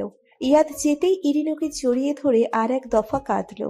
ইয়াদ নিজেকে সামলে ইরিনের চোখের পানি মুছে দিয়ে কপালে একটা চুমু দিয়ে ইরিনের হাত বরের হাতে দিয়ে বলল, আগলে রেখো সারা জীবন। তারপর বাকি আত্মীয় স্বজন মিলে ইরিনকে বিদায় দিল। একমাত্র মেয়ের বিদায়ে সাইদা খান আর ইয়াফ খান দুজনেরই মন খারাপ। ইরিনের বিদায়ের পর বাড়ি আস্তে আস্তে খালি হতে শুরু করে। যাদের বাড়ি কাছাকাছি তারা চলে গেল, আর বাকি আত্মীয়রা রয়ে গেল। ইরিনকে বিদায় দিয়ে ইয়াদ নিজের ঘরে আসলো। ঘড়িতে এখন রাত 9টা। ড্রেস চেঞ্জ করে বিছানায় হেলান দিয়ে বসলো। ভালো লাগছে না। আজ একমাত্র বোনটার বিয়ে হয়ে গেল। ভাই হয়ে বোনের বিদায় কত কষ্ট এটা আজ বুঝতে পারছে ইয়াদ। কিছুক্ষণ সিলিং এর দিকে তাকিয়ে ইরিনের সাথে দুষ্টুমির মুহূর্তগুলো মনে করতে লাগলো। ভাবতে ভাবতেই হঠাৎ করেই মনে পড়লো মধুর কথা। কালকে রাতের পর থেকে এখনো পর্যন্ত একবারও কথা হয়নি। এমনিতেও ইয়াদের ভালো লাগছে না, হয়তো মধুর সাথে কথা বললে ভালো লাগবে, তাই ফোন দিল। কেটে যাওয়ার আগেই রিসিভ হলো। ইয়াদ শান্ত কণ্ঠে বলল, ইরিনটার বিয়ে হয়ে গেল আজ, সব খালি খালি লাগছে। ও যাওয়ার পর থেকে ওর শূন্যতাটা চোখে লাগছে। স্বামীর অস্থিরতার কথা শুনে মধু সান্ত্বনা দেওয়ার জন্য বলল, মেয়েরা এমনই ইয়াদ, ওদের নির্দিষ্ট কোনো জায়গা নেই। জন্ম হয় বাবার বাড়িতে, বিয়ে হওয়ার পর শ্বশুর বাড়ি, বৃদ্ধ হওয়ার পর ছেলের বাড়ি, না হয় বৃদ্ধাশ্রম। ইয়াদ কিছু বলল না, চুপচাপ কানে ফোন চেপে বসে রইল। এই মুহূর্তে কারো সঙ্গ প্রয়োজন। মধু একটা দীর্ঘশ্বাস ফেলে বলল, খেয়েছো? না, ইচ্ছে করছে না। তুমি খেয়েছো? না, আমারও ইচ্ছে করছে না। তারপর আবারও কিছুক্ষণ নীরবতা। এবার ইয়াদ অনুরোধের স্বরে বলল, হাসবো? আসো। মধু সায় দিল। ইরিনের বিয়ে মিটে যাওয়ার 1 সপ্তাহ পর পর নেহা কিছুদিনের জন্য বাবার বাড়ি চলে যায়। এদিকে ইফাজ নিজের চেম্বার আর ইয়াদ নিজের ভার্সিটিতে ব্যস্ত হয়ে পড়ে। মধু নিজের বাসা থেকে যাওয়া আসা করে, ক্লাস করা শুরু করে। ভার্সিটিতে এতদিনে চাউর হয়ে গেছে ওরা বিবাহিত। তবে কয়েকদিন ধরে ইয়াদ লক্ষ্য করছে মধু ওকে এড়িয়ে চলছে। ফোন দিলে ফোন ধরে না, তেমন একটা কথা বলে না। কি হয়েছে সেটাও কয়েকবার জিজ্ঞেস করেছে ইয়াদ, কিন্তু কোনো আশানুরূপ উত্তর পাওয়া যায়নি। এদিকে আবার আজকে ও ক্লাসেও আসেনি। আরিয়াকে জিজ্ঞেস করতেই বলল আজকে নাকি আসবে না। কি কারণ সেটা বলল না, তাই ইয়াদ নিজেই কল দিল। কয়েকবার কল দেওয়ার পরও মধু কল ধরলো না। এখনই ওর বাসায় যেতে ইচ্ছে করছে, কিন্তু আরো 2টো ক্লাস নিতে হবে। এখন ক্লাস ছেড়ে যাওয়া যাবে না। তাই ইয়াদ কোনো রকম 2টা ক্লাস শেষ করে দুপুর 3টার সময় বেরিয়ে গেল মধুদের বাসার উদ্দেশ্যে। ওদের বাসায় এসে নক করতে মিলি দরজা খুলল। ইয়াদ মৃদু হেসে বলল, কেমন আছো? মিলি থমথমে মুখে বলল, ভালো না, আপুর শরীর খারাপ। মিলির মুখে মধুর শরীর খারাপের কথা শুনে ইয়াদ বুকটা ধড়াস করে উঠল। ভয় পাওয়া গলায় বলল, কি হয়েছে ওর? জানি না, কয়েকদিন থেকেই কেমন জানি দুর্বল হয়ে পড়েছে। অনেক শ্বাসকষ্ট হচ্ছে। আজকে ওয়াশরুমের সামনে জ্ঞান হারিয়ে পড়েছিল। পরে আমি আর আম্মু বিছানায় আনি। ইয়াদ মিলির কথা শুনে আরো ভয় পেয়ে গেল। মিলির পিছন পিছন মধুর ঘরে গেল। দেখলো মধু লম্বা হয়ে শুয়ে আছে। আইরিন রহমান ওর শিয়রের পাশে উদ্বিগ্ন মুখে বসে আছে।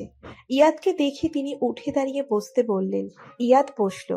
চিন্তিত ও ভয়ার্থ স্বরে আইরিন রহমানকে জিজ্ঞেস করলো, কি হয়েছে মা ওর? জানি না বাবা, ডাক্তার দেখাতে চাইলাম, বললো লাগবে না, এমনি নাকি সেরে উঠবে। আপনি আমাকে একবারও জানালেন না কেন? আইরিন রহমান কিছু বলার আগেই মধু বলল, আমি বারণ করেছি, কিছু হয়নি আমার, সুস্থ হয়ে যাব এমনি। ইয়াদ চোখ রাঙিয়ে বলল, তুমি চুপ থাকো, একটা কথা বলবে না।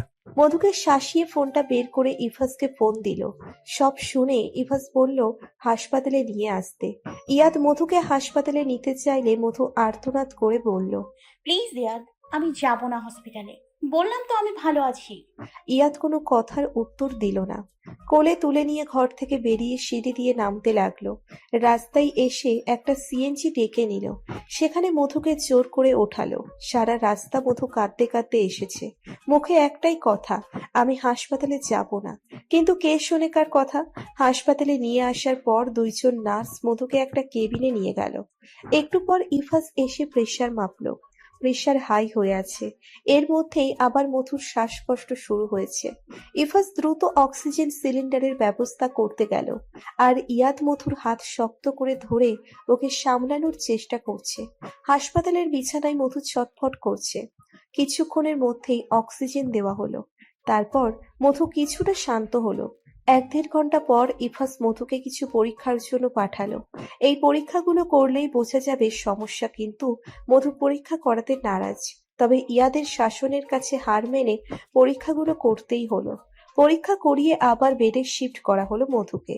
ইফাসের কথায় ইমিডিয়েট রিপোর্টগুলো তৈরি করা হলো। রিপোর্টগুলো দেখে চিন্তিত মুখে কিছুক্ষণ বসে রইল। যা সন্দেহ করেছিল তাই হয়েছে। ইয়াদ ভয়ার্থ গলায় প্রশ্ন করল। ভাইয়া রিপোর্ট কি খারাপ? ইফাস নিজেকে ধাতস্থ করে বলল, যা বলবো মনোযোগ দিয়ে শুনবি। ওর দুটো কিডনি নষ্ট হয়ে গেছে, ইমিডিয়েট কিডনি প্রতিস্থাপন করতে হবে। আমরা দেখছি কিডনির ব্যবস্থা করতে পারি কিনা, কিন্তু তুই শক্ত থাকিস ভাই, ওকে কিচ্ছু বলিস না। এখন মানসিক সাপোর্টটা ওর খুবই প্রয়োজন। ইফাসের কথা শুনে ইয়াদ কিছুক্ষণ বোবা হয়ে বসে রইল। মাথাটা ফাঁকা ফাঁকা লাগছে। এমন কিছু স্বপ্নেও চিন্তা করেনি ইয়াদ। কষ্ট হচ্ছে ভীষণ। মনে হচ্ছে বুকের মধ্যে কেউ পাথর চেপে ধরে রেখেছে। চুপচাপ ভাইয়ের কেবিন থেকে বেরিয়ে মথুর কেবিনে গেল। কি সুন্দর ঘুমোচ্ছে। মুখে অক্সিজেন মাস্ক, হাতে স্যালাইন লাগানো। নিঃশব্দে ইয়াদ মথুর পাশে গিয়ে বসলো। একটা হাত ওর হাতের উপর রাখলো। চোখ ভর্তি হয়ে গেল জলে। কেন সব কষ্ট এই মেয়েটাকে পেতে হবে কেন? সেই প্রথম থেকে কিছু না কিছু হয়েই যাচ্ছে। একদণ্ড শান্তি পাইনি। ভেবেছিল বিয়ের পর শান্তি মিলবে, তাও হয়তো হলো না। শ্বশুর বাড়িতেই তো ঠাঁই হলো না। ইফাস মথুর ব্লাড স্যাম্পল পরীক্ষা করতে পাঠালো আর কিডনি ডোনেটের গ্রুপকে জানালো। কিন্তু আফসোসের বিষয়, আপাতত এখন দেওয়ার মতো কোনো কিডনিই নেই। থাকলেও একটা মথুর টিস্যু কোষের সাথে ম্যাচ করছে না। এদিকে অতি দ্রুত অপারেশন করতে হবে। প্রচুর রক্তেরও প্রয়োজন, কিন্তু মথুর রক্ত ও নেগেটিভ হওয়ায় এই রক্ত খুঁজে পাওয়া যাচ্ছে না। এটা খুব রেয়ার রক্ত। এদিকে ভেতরে ভেতরে ইয়াদ আর ইফাস টেনশনে মরে যাচ্ছে। আইরিন রহমান আর মিলিও চিন্তিত মুখে মথুর পাশে বসে আছে। তবে ওনারা এসবের কিছুই জানেন না। কথায় আছে দুঃসংবাদ বাতাসের আগে পৌঁছয়। তেমনি মথুর হাসপাতালে ভর্তির খবর ইরিন, ইয়াফ খান, সায়দা খান ওনাদের কাছেও পৌঁছে গেছে। ওনারা আসছেন, কিন্তু কোনো আশার খবর নেই। না রক্ত জোগাড় হচ্ছে, না কিডনি।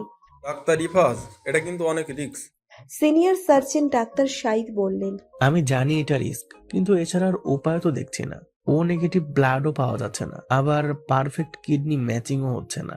ইফাস চিন্তিত মুখে জবাব দিল। ইফাসের কথার জবাবে হাসপাতালের সবচেয়ে সিনিয়র সার্জন নিয়াজ বললেন, না ইফাজ, এই ঝুঁকিটা নেওয়া সম্ভব না। তোমার লাইফ রিস্ক আছে। তোমার আর পেশেন্টের রক্তের গ্রুপ সেম, আবার তোমাদের কিডনিও ম্যাচ করে। কিন্তু কিডনি প্রতিস্থাপন করতে তোমারও কিন্তু রক্তের প্রয়োজন। সেক্ষেত্রে যদি তুমি পেশেন্টকে রক্ত দাও, তাহলে তোমার লাইফ 99% রিস্কে চলে যায়। বুঝতে পারছো ইফাজ?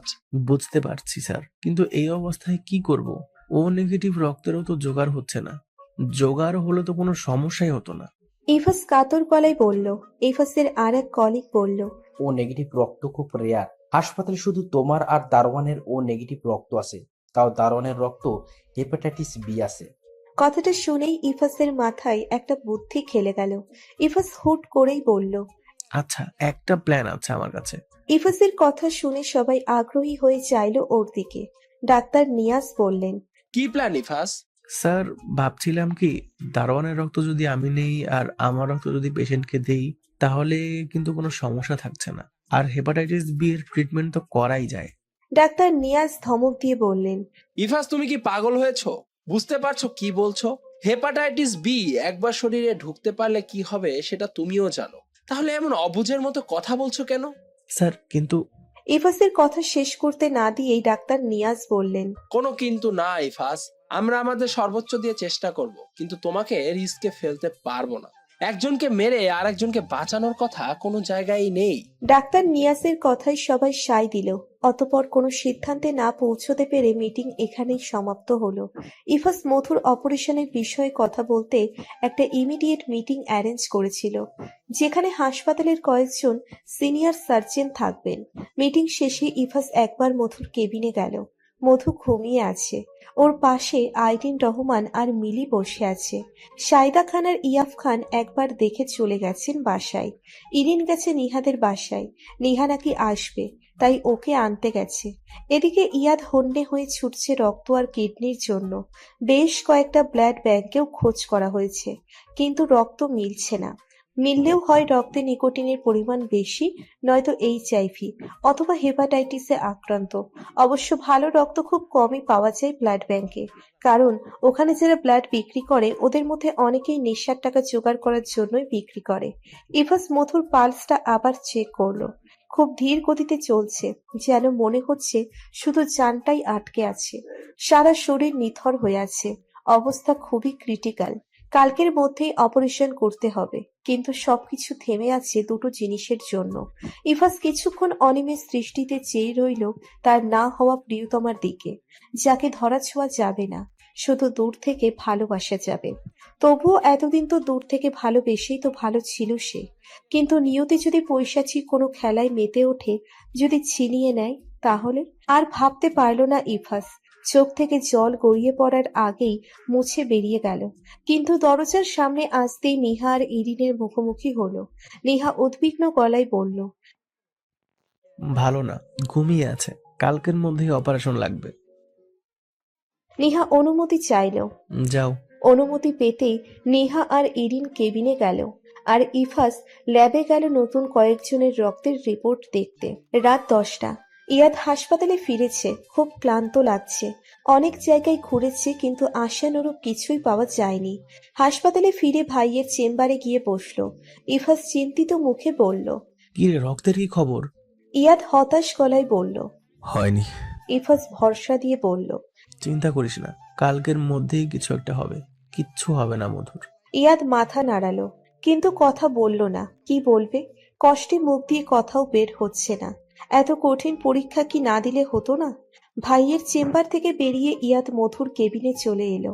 কেবিনে এখন কেউ নেই।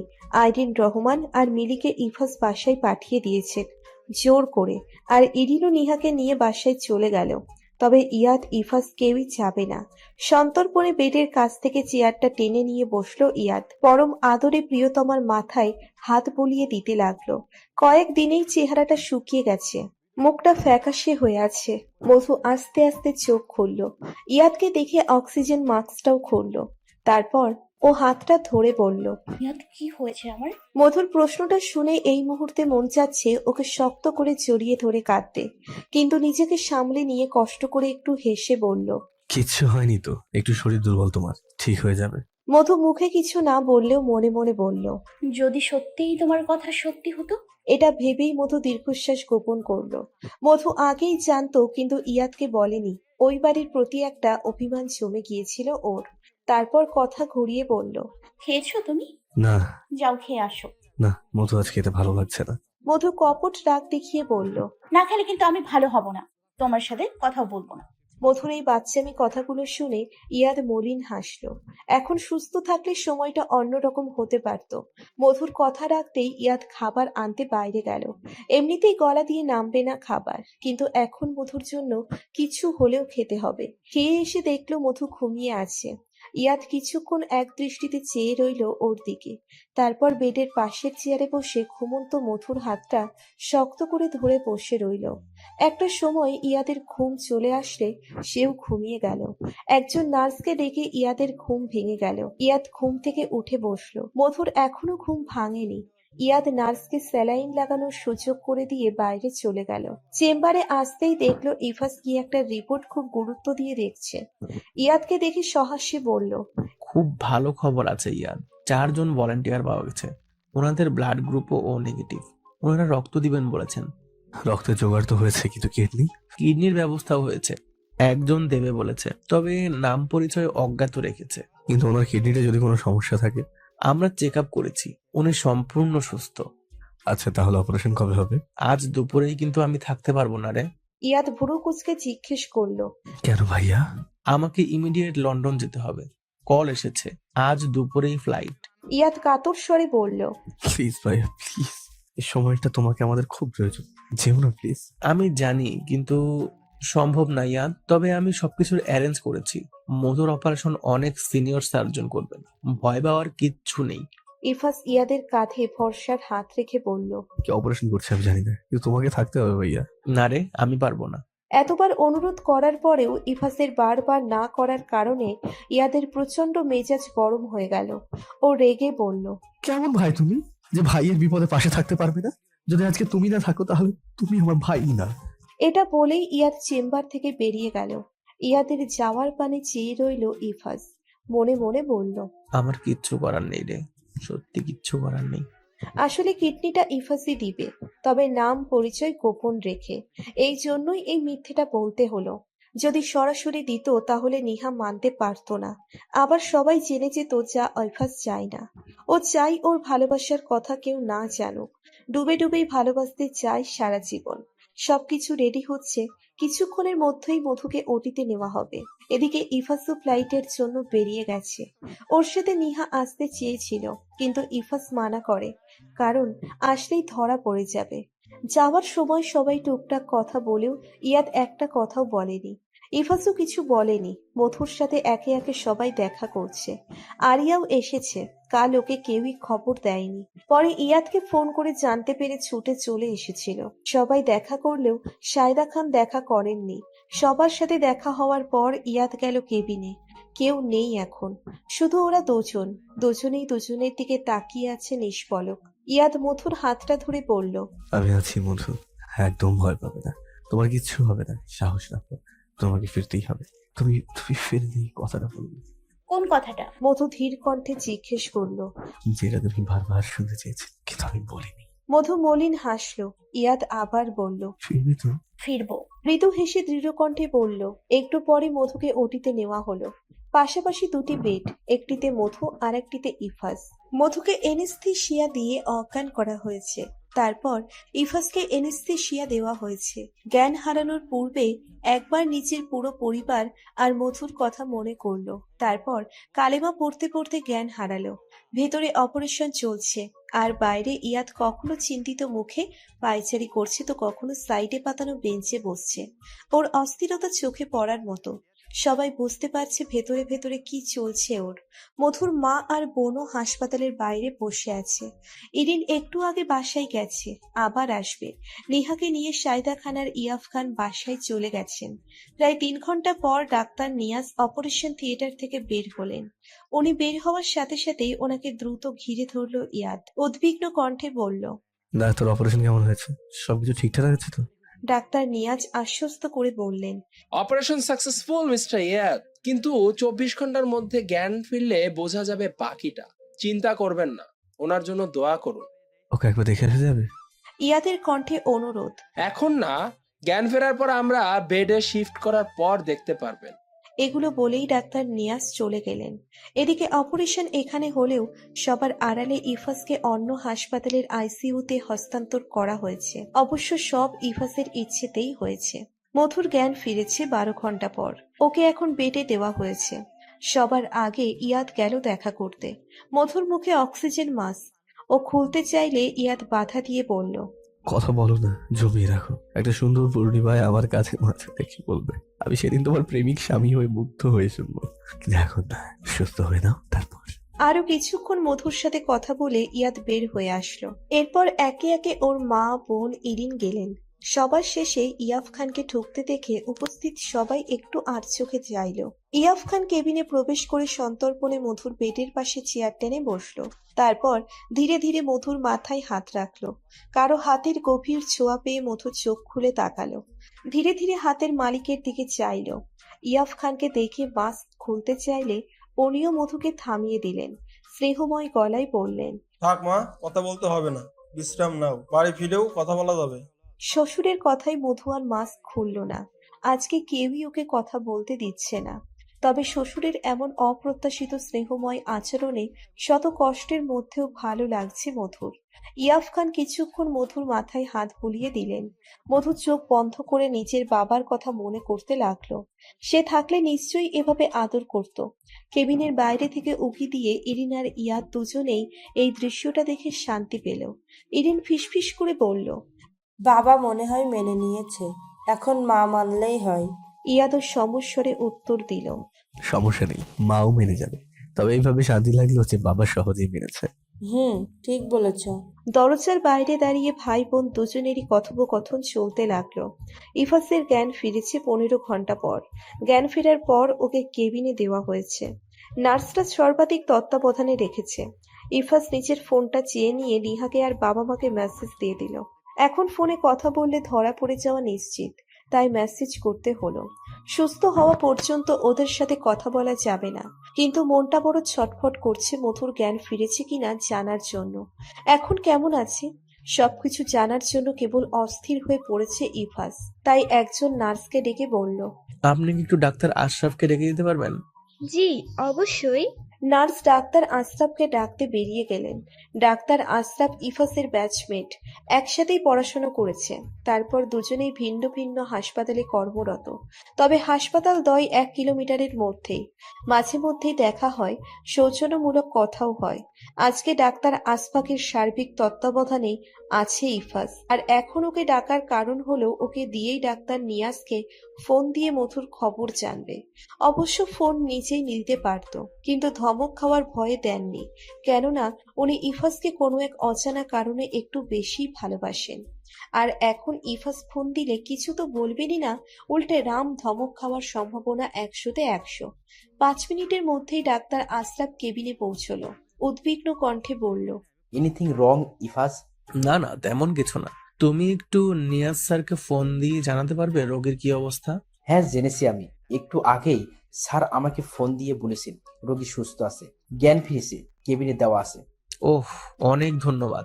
আশরাফ সৌজন্য হেসে বলল, আচ্ছা, তবে তুমি বিশ্রাম করো, কোনো সমস্যা হলে আমায় ডাকবে। আচ্ছা। তারপর আশরাফ চলে গেল, আর ইফাস নিশ্চিন্ত মনে চোখ বুঝল। যাক, মধু ভালো আছে। 1 সপ্তাহ পর মধুকে রিলিজ দেওয়া হয়েছে।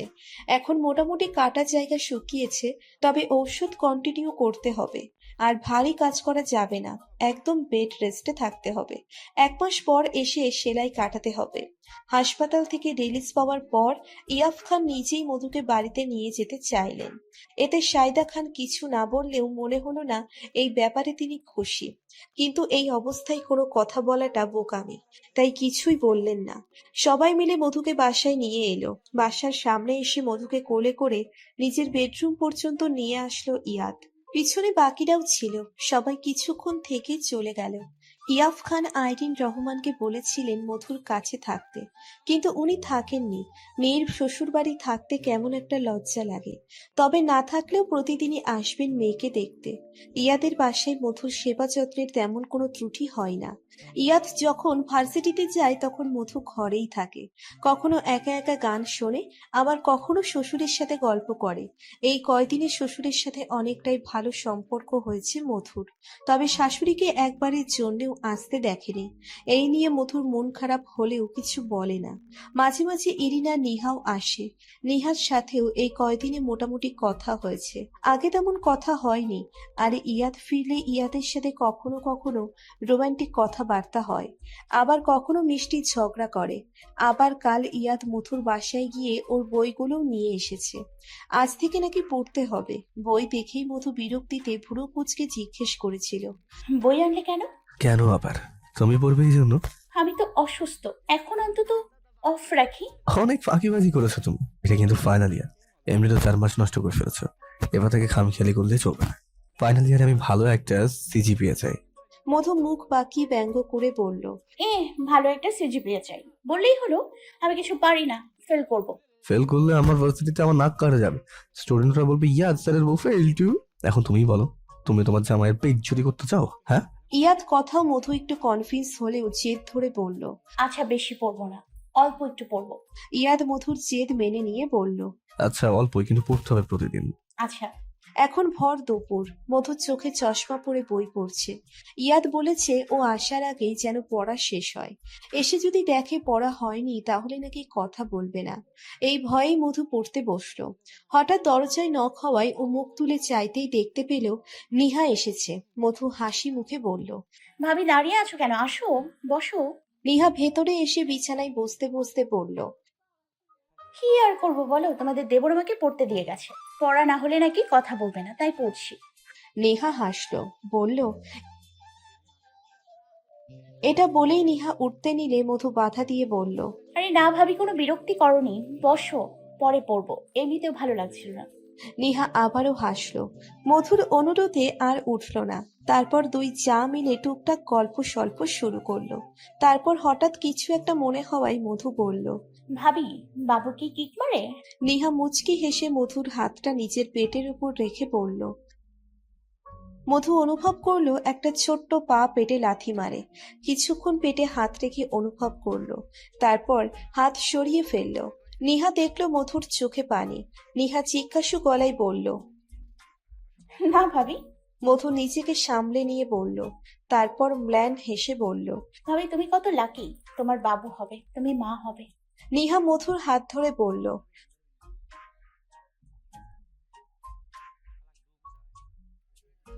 মধু ভেবে পায় না নিহা ওকে বারবার ভাগ্যবতী বলে, কিন্তু কেন? ওর তো বাবুও হবে না, তাহলে ভাগ্যবতী কিভাবে হলো? নিহাকে এই কথা জিজ্ঞেস করলে সে কিছু বলে না, শুধু একটু হাসে। নিহার কথা শেষ হতে না হতেই ইয়াদের আগমন। দুই যাকে একসাথে দেখে ইয়াদ সহাস্যে বলল। আরে তুই যা দেখি একসাথে, তা কি ফুসুর ফাসুর চলছে? নিশ্চয়ই আমার নামে বদনাম করছে মধু। নিহা উঠে গিয়ে ইয়াদের সামনে দাঁড়িয়ে বলল।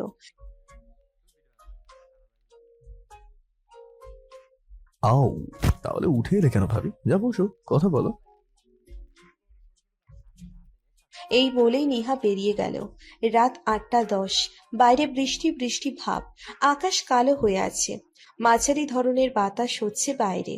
নিহা বারান্দার ইজি চেয়ার থেকে বিরক্ত মুখে উঠে ঘরে চলে এলো।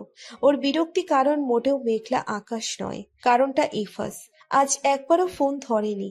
10 দিন হয়ে গেল এখনো ফিরছে না। ফেরার কথা বললে প্রসঙ্গ পাল্টে ফেলে। এইসব মিলিয়েই নিহা চরম মাত্রায় বিরক্ত হয়ে আছে। মন চাচ্ছে ইফাসকে সামনে বসিয়ে ইচ্ছে মতো ঝাড়তে, কিন্তু ঝাড়া তো দূরের কথা, কথাই তো বলা যাচ্ছে না। ধুর, নিজের রাগ নিজে হজম করে জানালা বন্ধ করতে লেগে গেল। জানালাগুলো বন্ধ করে পিছনে ফিরতেই দেখলো ইফাস কাক ভেজা হয়ে আছে। এভাবে হঠাৎ দেখে নিহা ভীষণ অবাক হলো। এটা সত্যি ইফাস তো, নাকি ওর বেশে অন্য কেউ? নিহা ইফাসের সামনাসামনি এসে দাঁড়ালো। ইফাস চুলের পানি ছাড়তে ব্যস্ত। নিহা ইফাসের দিকে ভুরু কুচকে তাকিয়ে বলল। তুমি সত্যি ইফাস তো? ইফাস হেসে দিল। হাসতে হাসতেই বলল। Any doubt? না, কিন্তু তুমি তো বলনি আজ আসবে, আর কখনো পৌঁছাইছো আমাকে বলনি কেন? বললে তো ইয়াদ অথবা বাবাকে পাঠাতাম। নিহার অস্থিরতা দেখে ইফাস বলল। এত কথা একসাথে বলো কিভাবে? একটু জিরিয়ে জিরিয়ে বলো। আমি আজ সকালে এসেছি, হাসপাতালে ছিলাম, তোমাকে সারপ্রাইজ দিব বলে ফোন ধরিনি। আর আমি একাই আসতে পারি, চিন্তা করতে হবে না। সব শুনে নিহা বলল। আচ্ছা, তাহলে ফ্রেশ হয়ে নাও, ড্রেস চেঞ্জ করে আসো। আচ্ছা। ইফাস জামা কাপড় নিয়ে ওয়াশরুমে চলে গেল। ওয়াশরুমে এসে শার্টটা খুলে নিচের ক্ষততে একবার হাত বুলালো। একবারের জন্যও নিহা ওকে সন্দেহ করেনি। যাক, এখন কয়েকদিন সাবধানে চলতে হবে।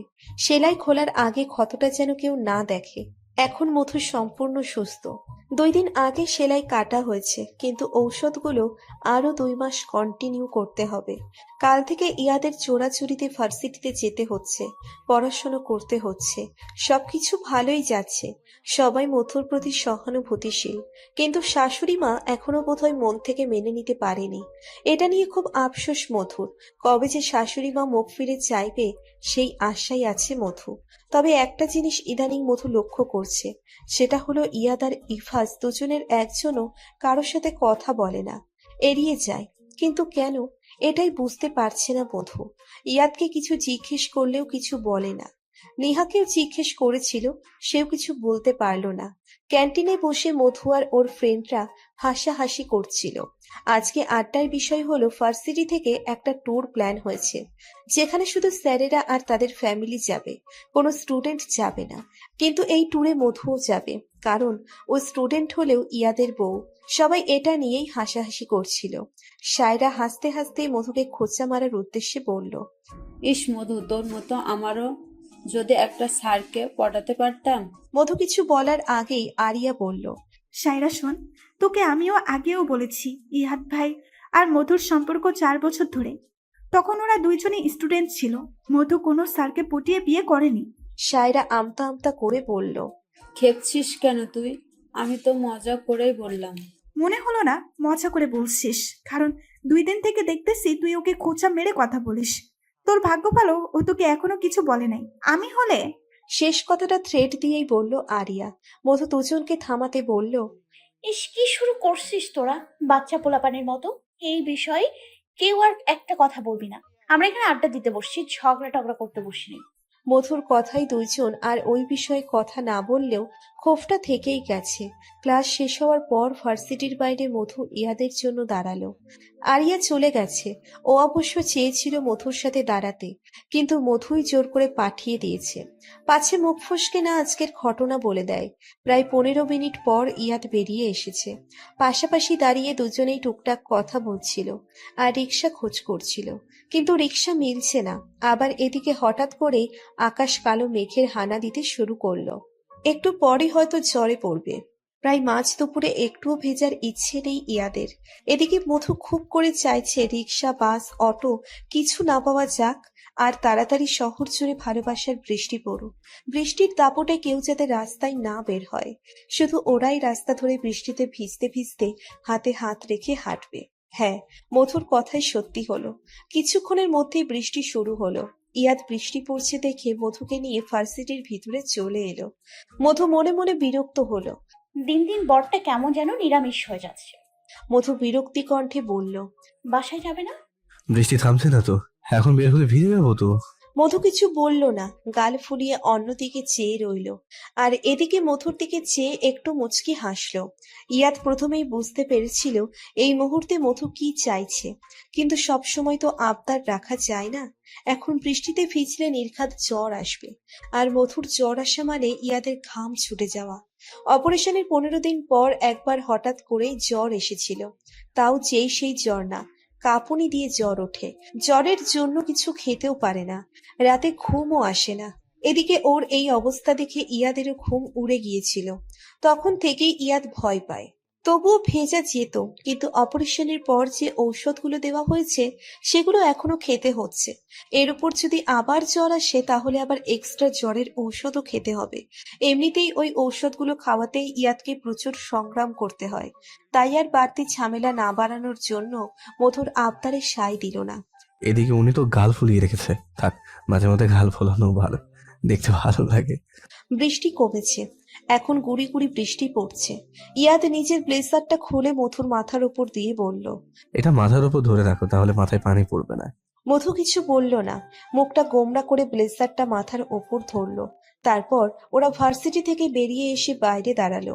এবার যদি একটা রিক্সা অথবা বাস পাওয়া যায়, ভাগ্য ভালোই ছিল। বেশিক্ষণ দাঁড়াতে হয়নি, রিক্সা না পেলেও বাস পাওয়া গেছে। ইয়াদ মধুকে নিয়ে বাসে উঠলো। বাসে অনেক মানুষ, খুব কষ্ট করে দাঁড়াতে হচ্ছে। ইয়াদ মধুকে এক হাতে শক্ত করে আর এক হাতে বাসের ওপরে ঝুলানো হাতল ধরলো। মধুও ইয়াদের গলা জড়িয়ে ধরে দাঁড়িয়ে রইল। পেছন থেকে খুব চাপ আসছে, কিন্তু ইয়াদ শক্ত করে দাঁড়িয়ে রইল, যেন মধুর গায়ে চাপ না পড়ে। মধু ইয়াদের মুখের দিকে তাকিয়ে রইল। মানুষটা এমন কেন, এত ভালোবাসে কেন?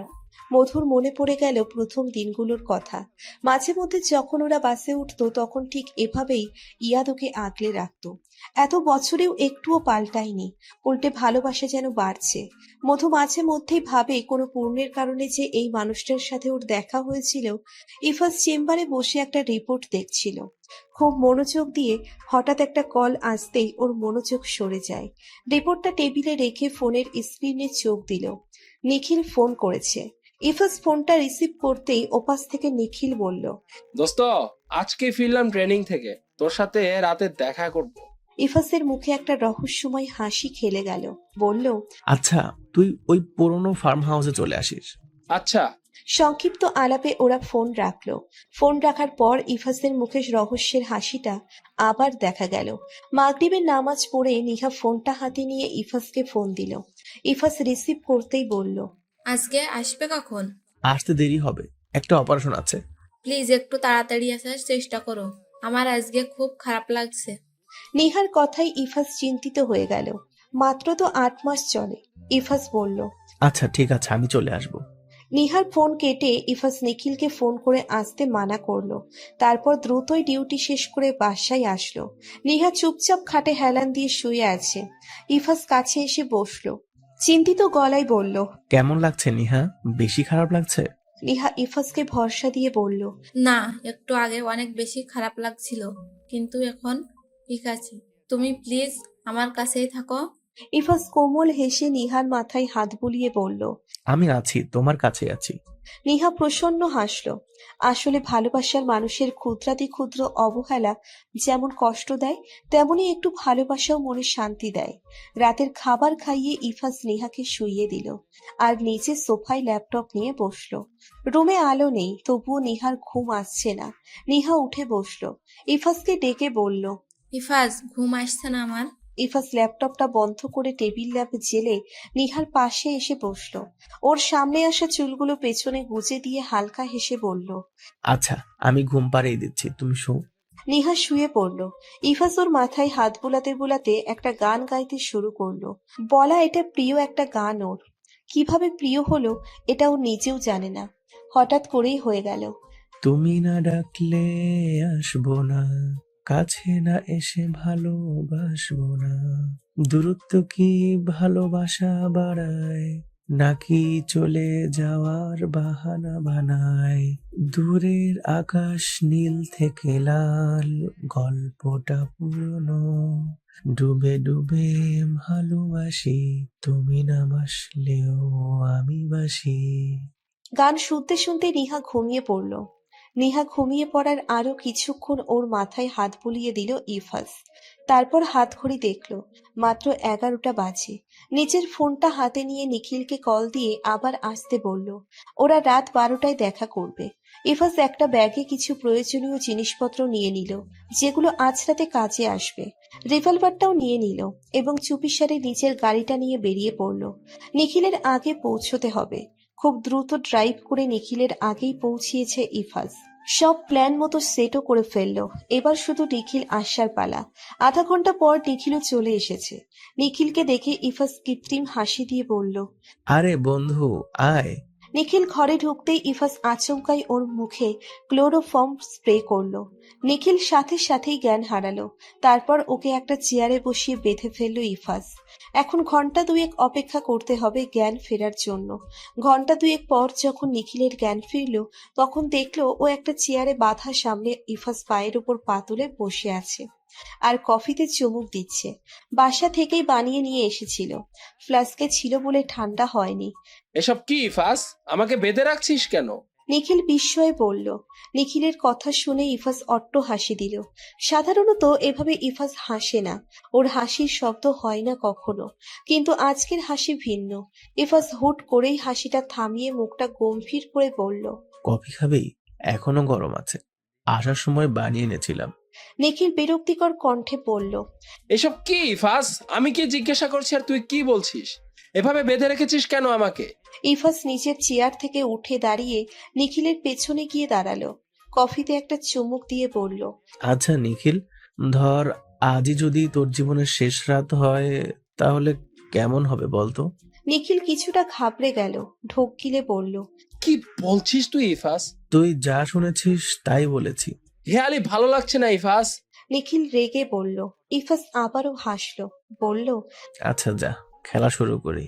ইফাজ নিজের ফোন থেকে একটা ভয়েস রেকর্ড অন করলো। ভয়েস রেকর্ডটা শুনেই নিখিলের শিরদাঁড়া বেয়ে একটা শীতল স্রোত নেমে গেল। এই ভয়েস রেকর্ডটা ওই 4টে ছেলের, যারা মধুকে রেপ করেছিল। ওদের কিছুদিন আগেই ইফাজের লোকেরা ধরে ফেলেছিল, আর ওদের যখন জিজ্ঞাসাবাদ করা হয়েছিল তখন সবাই নিখিলের কথা বলেছে। নিখিলের নির্দেশেই ওরা মধুকে তুলে এনেছিল। সেদিন নাকি নিখিলও নাকি রেপ করেছিল। ওরা সবাই মধুকে মেরেই ফেলতো যদি না মধু সেদিন সকালে পালাতো। এরপরেও মারতে চেয়েছিল, কিন্তু পারেনি।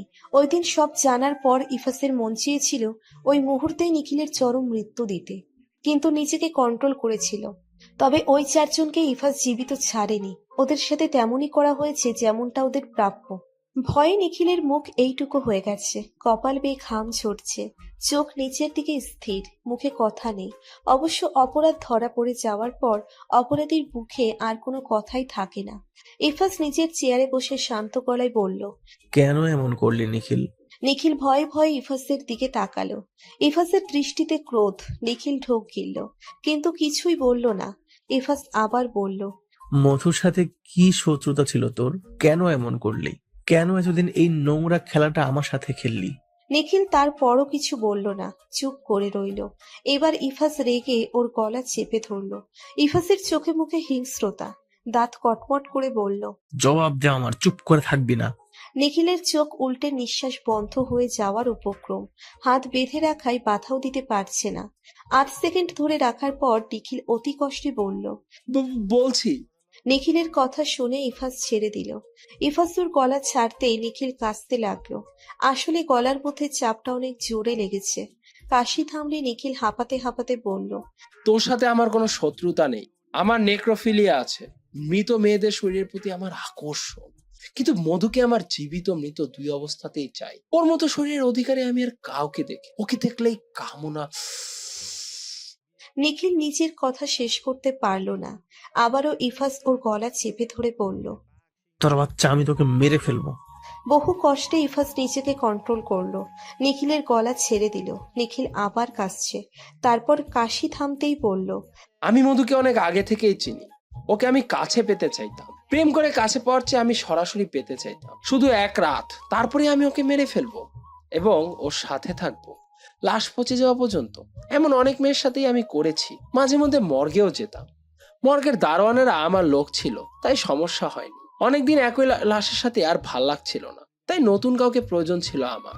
তো হঠাৎ একদিন আমি মধুকে দেখতে পাই, দেখেই ভালো লেগেছিল। তারপর অনেকদিন ফলো করেছি ওকে। রাতের বেলা মাঝে মধ্যে ওর বাড়িতে উকি দিতাম। এর কিছুদিন পরে লক্ষ্য করতাম তোর ছোট ভাই ওর সাথে মেলামেশা করে। বুঝতে পারছিলাম ওদের মধ্যে সম্পর্ক আছে। তখন আমার মাথা খারাপ হয়ে গেছিল। ওকে অনেকভাবে কিডন্যাপ করতে চাইছিলাম, কিন্তু পারি নাই। কোনো না কোনো ভাবে ও বেঁচেই যায়। আমি বুঝলাম যে এভাবে সম্ভব না, তাই ওদের বাড়ির একটা মেয়ের সাথে রিলেশন করি। মেয়েটার নাম নিশি। রিলেশন চলাকালীন মেয়েটার সাথে আমার কয়েকবার শারীরিক সম্পর্ক হয়। ওর অগোচরেই আমি ওগুলোর ভিডিও করি। পরে ওকে ওই ভিডিওগুলো দেখিয়ে ব্ল্যাকমেল করি যেন ও মধুকে কিডন্যাপ করতে সাহায্য করে। ভিডিও ছেড়ে দেওয়ার ভয়ে নিশি রাজি হয় করতে। ওকে দিয়ে মধুকে কিডন্যাপ করায়, কিন্তু তুই ওইখানে তাড়াতাড়ি পৌঁছে যাস, তাই আমার প্ল্যানটা বাতিল হয়ে যায়। ওই যাত্রায় তুই মধুকে বাঁচিয়ে ফেল। পরে যখন আমার কাছে এসে সব বললি, তখন আমি তোর বিশ্বাস রাখার জন্য ওই ভাড়াটে গুন্ডাগুলোকে ধরে আনি। ওরা আমাকে চেনে না, ওরা নিশিকে চেনে, তাই তোকে নিশির নাম বলেছে। কিন্তু এখন তুই যদি নিশির কাছে যাস, তাহলে আমার ধরা পড়ার সম্ভাবনা আছে। তাই আমি ওই রাতে নিশিদের বাসায় যাই। এটা নিশি ছাড়া আর কেউ জানে না। একটানা এই পর্যন্ত বলে নিখিল থামলো। ইফাজ ওকে একটু সময় দিল। 2 মিনিট চুপ থেকে নিখিল আবার বলতে শুরু করলো। তারপর ওকে আবার ব্ল্যাকমেইল করি। এবার ওকে নিজের গলায় ফাঁস দিতে বলি, যেন না মনে হয় এটা মার্ডার। নিশি অনেক কান্নাকাটি করেছিল, কিন্তু আমি ওর কান্নায় কর্ণপাত করিনি।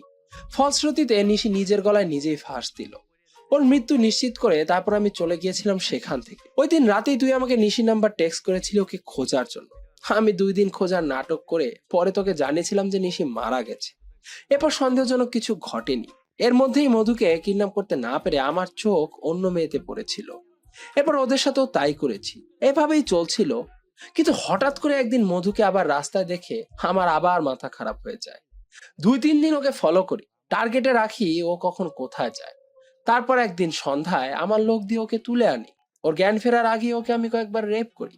তারপর ওকে মেরে ফেলতে চাইছিলাম, কিন্তু পরে আর আমার লোকদের জন্য মারি নাই। সারা রাত ওরাই রেপ করেছে, আমি ছিলাম না। ওদের বলে গেছিলাম ভোর হওয়ার আগে মধুকে মেরে ফেলতে, কিন্তু ওরা মদ খেয়ে হয়ে গেছিল, তাই সকালে মধু পালাতে পেরেছে।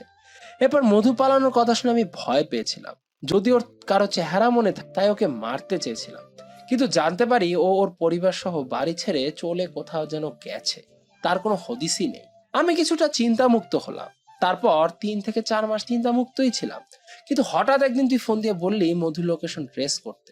মধু ব্রাহ্মণবাড়িয়া আছে। ওই খবর শোনার পর প্রচুর চিন্তায় পড়ে গেছিলাম। মনে মনে বারবার আসছিল ওর কারো চেহারা মনে আছে কিনা। তারপর তুই আমাকে ডেকেছিস রাতে, আমি ভয়েই ছিলাম, কিন্তু যখন ইয়াদ বলেছিল মধুর কারো চেহারা মনে নেই, তখন কিছুটা চিন্তামুক্ত হয়েছিলাম। কিন্তু যখন বললো একটা বন্ধ ফোন আছে মধুর কাছে, তখন চিন্তা হওয়ার বদলে আবার এসেছে। তাই তোদের বলেছিলাম ফোনটা তাড়াতাড়ি আমাকে দিতে, কিন্তু কপাল খারাপ আমার। পরের দিনই জরুরি ভিত্তিতে ট্রেনিং এর জন্য চলে যেতে হয়েছিল। আমি ভেবেছিলাম আমাকে ছাড়া তুই কিছুই করবি না, কিন্তু শব্দের পর আর কিছুই উচ্চারণ করতে দিল না নিখিল। তার আগেই ইফাজ বলল। কিন্তু তোর ভাবনা ভুল প্রমাণ করে দিলাম, তাই তো?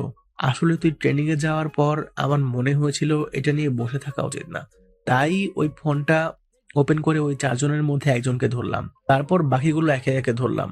জিজ্ঞাসাবাদ শুরু করলাম, কিন্তু প্রথমে মুখ খোলাতে পারিনি। তারপর আমার হিংস্রতা দেখে তোর কথা বলেছিল সবাই। এছাড়াও ওই ফোনটায় আমি তোর নাম্বারও পেয়েছিলাম, আর কেন জানি মনে হয়েছিল এর সাথে তুইও কোনো না কোনো ভাবে জড়িত। ওদের জবানবন্দিতে বুঝলাম এসবের মাস্টার মাইন্ড তুই। জানিস, তোকে তখনই পুঁতে ফেলতে ইচ্ছা করছিল, কিন্তু আমি কোনো কাজই তাড়াহুড়াই করি না, যেমন আজকেও করব না। আমি কিন্তু চাইলেই তোকে এখনই শুট করতে পারি, কিন্তু তুই তো কোনো কষ্ট পাবি না। এত মেয়েকে কষ্ট দেওয়ার পরেও তোকে এত সহজে কিভাবে মৃত্যু দেই বল? তোকে আমি মরণ দেব না, বাঁচিয়ে রাখবো। তুই মরতে চাইবি কিন্তু পারবি না। কোথা থেকে যেন ইভাসের মধ্যে ভয়ঙ্কর হিংস্রতা ভর করলো। নিজের ব্যাগ থেকে অ্যাসিড বের করে নিখিলের মুখমণ্ডলে মেরে দিল। নিখিল চিল্লাতে চাইলেও পারল না, মুখ বাঁধা বলে, তবে প্রাণপণে গোঙাচ্ছিল। কিন্তু সেসব ইভাসের কর্ণকুহরে পৌঁছলো না। ইভাস ওর দুটো চোখ উপরে ফেললো, ধারালো চাকু দিয়ে জিহ্বা কেটে দিল, তারপরে হাত পায়ের আঙ্গুলগুলো কেটে দিল, সর্বশেষে পুরুষাঙ্গ কেটে ফেলল। এরপর আবার নিচের কাটা জায়গাগুলো সুন্দর করে ব্যান্ডেজ করে দিল, কারণ এখান থেকে রক্ত পড়লেও মরে যাওয়ার সম্ভাবনা আছে। কিন্তু এত সহজে মরলে তো হবে না, ওকে অনেক কষ্ট পেতে হবে, যেন মৃত্যু চেয়েও না পায়। তারপর মাঝরাতে নিজের গাড়ি করে ওকে স্টেশনে নামিয়ে দিয়ে গেল। নিখিল বারবার কিছু বলতে চাইছে, কিন্তু কিছুই বোঝা যাচ্ছে না, অবশ্য যাবেও না। ও যতই চিল্লাক কিছুই বোঝা যাবে না। ইফাস নিখিলকে স্টেশনের একটা কোনায় বসিয়ে দিল। ওকে দেখে কারো চেনার সাধ্য নেই, একমাত্র ইফাস ছাড়া। যাওয়ার সময় ইফাস কানে কানে বলল, এনজয় ইউর নিউ লাইফ। পেছন থেকে নিখিল বহুবার কিছু বলতে চেয়ে বলতে পারেনি। এরপর প্রায় 3 বছর পরের কথা। মাম্মাম, বাবা কখন আসবে? নিহান মায়ের কোলে শুয়ে জিজ্ঞেস করলো। নিহা হাসি মুখে বলল, তোমার বাবা একটু পরেই আসবে। বাবা আসলেই আমরা খেলবো। আচ্ছা বাবা। ইফাস নিহা দম্পতির একমাত্র সন্তান নিহান, দুজনেরই চোখের মণি। তবে সে মায়ের থেকে বেশি বাবা ভক্ত, বাবা বলতেই পাগল। এমনিতেই সে মা ছাড়া এক দণ্ডও চলতে পারে না। সবাই বলে ছেলেরা মায়ের নেওটা হয়, কিন্তু এদিকে উল্টো, নিহান বাপের নেওটা। এতে অবশ্য নিহার অভিযোগ নেই, সে ব্যাপারটাই মজা পায়। তবে আর একটা খুশির খবর হলো, নিহা আবার মা হবে। প্রথমবারের মতো ইফাস এবারও একজন আদর্শ স্বামী ও বাবার দায়িত্ব পালন করছে। নিহান জন্মানোর পর ইফাস নিহা আর নিহানকে নিয়ে লন্ডনে পাড়ি জমায়। এখন আর সে স্বামী নেই, একজন বাবাও। ইফাসের মনে হয় অনেক তো হলো, এবার না হয় নিজের ভবিষ্যতের দিকে তাকায়। সেই চিন্তা করেই ইফাস লন্ডন চলে এসেছে। তবে এই কারণটা কাউকেই বলেনি, এটা এখনো অজানা। সবাই জানে ইফাস পিএইচডির জন্য লন্ডন গেছে, শেষ হলেই চলে আসবে।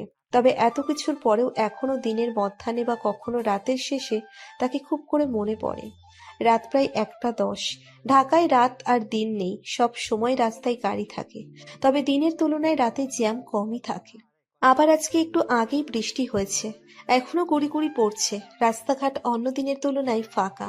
ইয়াদের গাড়ি মসৃণ গতিতে চলছে, ওর কাঁধে মাথা সামনের দিকে তাকিয়ে আছে মধু। গাড়ির ভিতরে মিডিয়াম ভলিউমে রবীন্দ্রসঙ্গীত চলছে। এই গানটা দুজনেরই ভীষণ প্রিয়, ভালোবেসে সখী নিভৃতের যতনে। আমার নামটি লিখো তোমার মনের মন্দিরে, আমার পরাণে যে গান বাজিয়েছে তাহার তালটি শিখো তোমার স্মরণ মঞ্জিরে। ধরিয়া রাখিও সোহাগে আদরে আমার মধুর পাখি তোমার প্রাসাদ প্রাঙ্গণে। মনে করে সখী বাঁধিয়া রাখিও আমার হাতের রাখি তোমার কনক কঙ্গনে। গানের তালে তালে মধু গুনগুন করছে। অনেকদিন ধরেই অফি ইয়াদকে বারবার করে বলেছিল ওদের রেডিও স্টেশনে আসতে আর ওদের ভালোবাসার গল্প বলতে, কিন্তু সারাদিনের ব্যস্ততার পর আর যেতে ইচ্ছে করে না কারোরই। আজ বৃহস্পতিবার ছিল, আর শুক্রবারের অপর নাম বন্ধের দিন। বন্ধের দিন মানে সকালে অনেকক্ষণ ঘুমানো যাবে, তাই আজকে আর বন্ধু অফির আবদারটা ফেলতে পারল না ইয়াদ। মধুকে নিয়ে রেডিওতে চলেই এলো তাদের গল্প বলতে। গল্প বলতে বলতে অন ইয়ারেই ওরা অনেক সময় হেসেছে, কেঁদেছে, অবশেষে হাসি মুখে শেষ করেছে তাদের ভালোবাসার গল্প। অনুষ্ঠান শেষ করে রাত 12:30টায় বাসার উদ্দেশ্যে ওরা রওনা দেয়। ইয়াদ আদুরে গলায় বলল, ঘুম পাচ্ছে মধু? না গো, প্রথম থেকে সবকিছু আজ যেন আমার জীবন্ত হয়ে উঠেছে। দেখতে দেখতে 7টা বছর কিভাবে তোমার সাথে পার করলাম টেরই পেলাম না। মনে হচ্ছে এই তো সেদিনই দেখা হলো আমাদের। ইয়াদ মধুর কথায় একটু হাসলো, তারপর বলল, ভালোবাসা কখনো পূর্ণ হয় না মধু। আমরা যখন বার্ধক্যে উপনীত হব তখনও মনে হবে আমরা নবযৌবনা প্রেমিক এবং প্রেমিকা। ভালোবাসা এমন একটা জিনিস যেটা কমে না, বরং সময়ের সাথে সাথে বাড়ে, তবে এটা শুদ্ধ হতে থাকে। মধু ঠোঁট প্রশস্ত করে একটুখানি হাসলো। ওরা 1:30টায় বাসায় পৌঁছে গেল। রুমে এসে মধু বলল, তুমি ফ্রেশ হও, আমি আরিয়ানকে নিয়ে আসছি। এটা বলে মধু বের হতে নিলেই ইয়াদ হ্যাচকা টানে মধুকে ঘুরিয়ে তার বক্ষ পিঞ্জরে আবদ্ধ করলো। মধু একটু লাজুক হাসলো, হাসি ধরে রেখেই বলল, কি করছো? ছাড়ো না, আরিয়ানকে আনবো। ইয়াদ ফিসফিসিয়ে ধীর কণ্ঠে বলল। থাক না আরিয়ান, ওর দাদা দাদির কাছে ঘুমায়, তুমি বরং আমার বুকেই থেকে যাও। মধু আপত্তি করলো না। আপত্তি করার ইচ্ছেও নেই। এটাই তো সুখের নীড়। এই নীড় ছেড়ে যাওয়ার কোনো স্পর্ধাই নেই মধুর। ইয়াদের পিঠের উপর কখনো শুয়ে অথবা কখনো বসে আধো আধো বলিতে বাবাকে ডাকছে, আর ওর বাবা বেঘুরে ঘুমুচ্ছে। কিন্তু আরিয়ানের থামাথামি নেই, সে নিরলসভাবে বাবাকে ডাকছে। মধু রান্নাঘর থেকেই ঘরে এসে বেডের সামনে দাঁড়িয়ে ইয়াদকে ডেকে বলল, কেমন নিষ্ঠুর বাবা গো তুমি! ছেলেটা এতক্ষণ ধরে তোমাকে ডাকছে আর তুমি মরার মতো ঘুমাচ্ছ। এবার অন্তত ওঠো, 10টা বাজে। মধুর ঝাঁঝালো গলা পেয়ে ইয়াদ চোখ খুলল। তারপর ঘুমু ঘুমু কণ্ঠে বলল, কয়টা বাজে বললে? 10টা বাজে মহাশয়। ইয়াদ আরিয়ানকে নিজের পিঠের ওপর থেকে নামিয়ে ওর নরম গালে একটা চুমু দিয়ে বলল। আমার বাবাটা। ছোট্ট আরিয়ান ওর ছোট ছোট দাঁতগুলো বের করে খিলখিলিয়ে হেসে বাবার গালেও চুমু দিল। মধু দাঁড়িয়ে দাঁড়িয়ে এই দৃশ্যটা প্রাণ ভরে দেখল। প্রতিদিন সকালেই এরা এমন করে, আর প্রতিদিনই মধু এটা উপভোগ করে। এর চেয়ে স্নিগ্ধ আর কিছুই হতে পারে না। এবার বাপ ছেলেকে তাড়া দিয়ে মধু বলল, বাপ বলে দুটোই বান্দর। নামো এখন বিছানা থেকে, বিছানা ঝাড়তে হবে। আরিয়ানকে কোলে নিয়ে ইয়াদ বিছানা থেকে নামতে নামতে ন্যাকা স্বরে বলল। দেখ আরিয়ান, তোর মা আমাদের বান্দর বলেছে। আরিয়ান কি বুঝলো কে জানে, তবে তার হাসা বন্ধ নেই।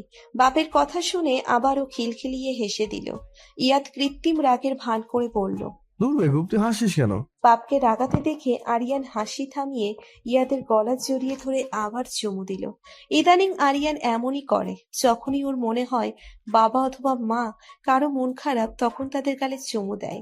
ফলে যদি ওদের মন খারাপও থাকে, তবুও অটোমেটিক মন ভালো হয়ে যায়। আজকে শাশুড়ি বৌমা মিলে রান্না করছে। অনেক পদের আইটেম আছে আজ। অবশ্য এর একটা বিশেষ কারণও আছে, আর তা হলো ইরিন, ওর মেয়ে আর ওর জামাই আসবে। রান্না শেষ হওয়ার আগ মুহূর্তে সায়দা খান মধুকে বলল, তুই যা, গিয়ে গোসল করে নে, বাকিটা আমি দেখছি। না মা, তুমি যাও, গোসল করে নাও। আর অল্পই তো বাকি, আবার ওরাও চলে আসবে। আরে তোকে যেতে বলছি না, তুই যা না। আজ শুক্রবার, ইয়াদ নামাজে যাবে, ওকে একটু ঠিকঠাক করে আতর দিয়ে দে। মধু মাংসটা নাড়তে নাড়তে বলল। তোমার ছেলে মনে হয় ছোট মানুষ, নিজেটা নিজে করতে পারবে। সায়দা খান হাসতে হাসতে বলল, বিয়ের আগে ছেলেরা যা করতো সেগুলো সব ভুলে যায়, তোর শ্বশুরও তো। সায়দা খান কথা শেষ করতে না করতেই ইয়াফ খান গলা হাঁকিয়ে ডাক দিলেন। সায়দা খান স্বামীর গলা পেয়ে মধুকে একটু দেখতে বলে চলে গেলেন। শাশুড়িমা যাওয়ার পর মধুও মিটমিটিয়ে হাসতে লাগলো। সায়দা খানের সাথে মধুর সম্পর্কটা এখন মা মেয়ের চেয়ে কম না। তবে এসব একদিনেই হয়নি। মধুর শাশুড়ির মন একটু একটু করে জয় করে নিয়েছে। এখন সবকিছুতেই শাশুড়ির ছোট বউকে খোঁজে। এই দিনগুলো যেন স্বপ্নের মতো। সায়দা খান কিছুক্ষণের মাঝেই আবার চলে এলো। এবার উনি আসতে না আসতেই মধুর ডাক পড়লো। ওপরের ঘর থেকে ইয়াদ ডাকছে। এমন অবস্থায় বউ শাশুড়ি দুজনেই খিলখিলিয়ে হেসে উঠল। তারপর মধু চলে গেল। ইয়াদ ইয়াফ খান নামাজে গেল। আরিয়ানও যেত, কিন্তু সে একটু আগেই ঘুমিয়েছে। যদি সজাগ থাকতো তাহলে যাওয়ার জন্য পাগল হয়ে যেত। ওরা নামাজে যাওয়ার পর বউ শাশুড়ি রান্নার কাজ শেষ করে গোসলে গেল। খাওয়ার টেবিলে সবাই খেতে বসেছে। ফাঁকে ফাঁকে মধু আর সায়দা খান সবাইকে সার্ভ করছে, আর ইরিন ওর মেয়েকে খাইয়ে দিচ্ছে। আরিয়ান এখনো ঘুম থেকেই ওঠেনি, আর এখন ঘুম থেকে উঠালে ও কেঁদে কেটে বাড়ি মাথায় তুলবে। এটা ওর জন্মগত স্বভাব, তাই ও ঘুমালে কেউ ওকে ডাকে না। খাওয়া শেষে ইরিন ওর মেয়ে আর স্বামী ওদের ঘরে গেল বিশ্রাম নিতে। মধু আর সায়দা খান সবকিছু গুছিয়ে নিজের ঘরে চলে গেল। ঘরে এসে দেখলো আরিয়ান আর ইয়াদ খেলছে। মধু গিয়ে হাত বাড়াতেই খেলা ছেড়ে মায়ের কোলে চলে এলো। ইয়াদ আরিয়ানের গাল টেনে বলল, যাও বাবা, খেয়ে আসো, তারপর আবার খেলবো। মধু আরিয়ানকে খাওয়াতে নিয়ে গেল। আরিয়ানকে খাইয়ে আবার ঘরে আসলো। তারপর ওকে ইয়াদের কোলে দিয়ে বলল, তোমরা থাকো, আমি একটু বনানি যাব। আমরা আসি। ইয়াদ অনুরোধ করলো। আসবে? আচ্ছা আসো। মধু, ইয়াদ আর আরিয়ান বেরিয়ে গেল। বনানী গোরস্থানের সামনে ইয়াদ গাড়ি থামালো। মধু আরিয়ানকেই ইয়াদের কোলে দিয়ে গাড়ি থেকে নেমে গেট দিয়ে গোরস্থানের ভিতরে প্রবেশ করলো। পেছনে পেছনে ইয়াদ আর আরিয়ানও আসছে। মধু পেছনের সারির কোণার একটা কবরের সামনে গিয়ে দাঁড়ালো। কবরের দিকে এক দৃষ্টিতে তাকিয়ে রইল। কবর কথা বলে না। প্রতিবারের মতো এবার মধু তার কান্না ধরে রাখতে অপারগ হলো। ঠোঁট কামড়ে ধরেও চোখের পানি আটকে রাখতে পারল না। ঝরঝর করে কেঁদে ফেললো। কাঁদতে কাঁদতে বসে পড়লো। কান্না জড়ানো কণ্ঠে অনেক কিছুই বলতে লাগলো, কিন্তু সেগুলো বোঝা যাচ্ছে না। ওর থেকে একটু দূরে দাঁড়িয়ে আছে ইয়াদ। ওর চোখেও পানি, কিন্তু সেটা চোখের কোটরেই সীমাবদ্ধ। মধুর মতো কপাল বেয়ে গড়িয়ে পড়ছে না। ছোট্ট আরিয়ান একবার বাবার দিকে একবার মায়ের দিকে তাকিয়ে কিছু বোঝার চেষ্টা করছে। তার মা বাবা কাঁদছে কেন? তবে কেউ না বুঝলেও ইয়াদ বোঝে মধুর কান্না মিশ্রিত শব্দ। মাঝে মধ্যে মনে হলেই ও ছুটে আসে এখানে, ইচ্ছে মতো কাঁদে, এখন যেমন কাঁদছে। ইয়াদের মনে পড়ে যায় 1.5 বছর আগের এক রাতের কথা। ওই দিন রাত 11টার সময় ইয়াদ আর মধু দুজনেই শোয়ার প্রস্তুতি নিচ্ছিল। হঠাৎ মধুর ফোনে কল আসে। কলটা ছিল আরিয়ার বরের। মধু চিন্তিত মুখে রিসিভ করতেই আরিয়ার বর কাঁপা কাঁপা গলায় বলল, আপু, আরিয়া হাসপাতালে, আপনি একটু আসবেন? ও বারবার আপনার নাম নিচ্ছে। মধু ঘাবড়ে গিয়ে জিজ্ঞেস করলো, কি হয়েছে ভাইয়া? ওর আজকে ডেলিভারি। ওর ডেলিভারি ডেট তো আরো পরে ছিল। হ্যাঁ আপু, কিন্তু আজকেই লেবার পেইন ওঠে আর আমরা ওকে হাসপাতালে নিয়ে আসি। ডাক্তার বলেছেন এখনই সিজার করতে হবে, আপনি একটু আসুন না। আচ্ছা আচ্ছা ভাইয়া, আমি আসছি, আপনি সাহস রাখুন, ওর পাশে থাকুন। মধু ফোন রেখে ইয়াদকে সবটা বলল। ওরা আর দেরি না করে বেরিয়ে পড়ল। অনার্স শেষ করেই আরিয়া বাবা মায়ের পছন্দে বিয়ে করে ফেলে, আর বিয়ের পরেই কনসিভ করে। এই বাচ্চাটা নিয়ে অনেক উচ্ছ্বাস ছিল আরিয়ার। ও বারবার মধুকে বলতো, আমার প্রথম বাচ্চাটা আমি তোকে দিয়ে দিব। মধুও হাসতো। হাসপাতালে পৌঁছতেই জানতে পারে ওকে ওটিতে নেওয়া হয়েছে। সবাই বাইরে বসে চিন্তিত মুখে অপেক্ষা করছে। আরিয়ার স্বামী শ্রাবণ চিন্তায় ছটফট করছিল। ইয়াদ ওকে ভরসা দিচ্ছিল। অপারেশন শেষ হতেই ডাক্তার বেরিয়ে এলেন। সবাই মিলে তাকে ঘিরে ধরল।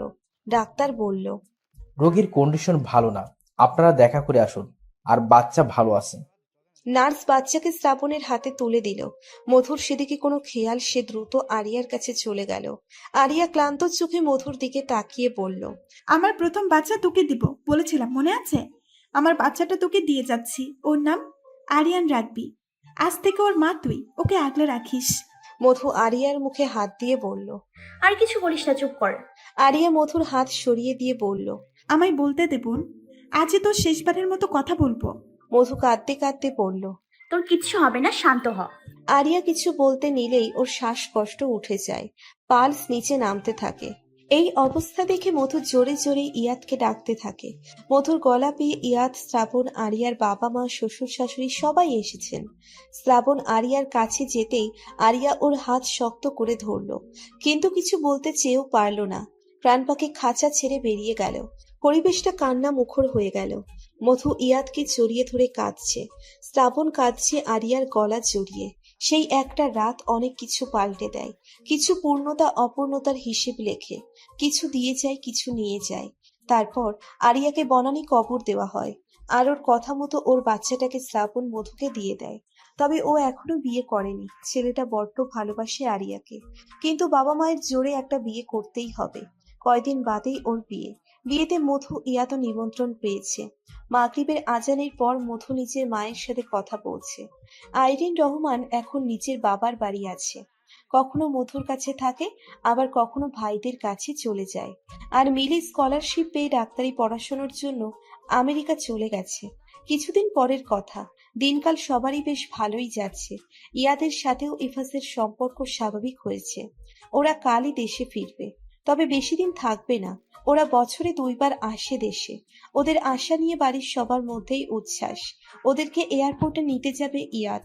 নির্দিষ্ট টাইমে ইয়াদ অপেক্ষা করছে ওদের জন্য। একটু পরেই ওদের দেখা গেল। কাছাকাছি এসেই 2 ভাই কোলাকুলি করলো।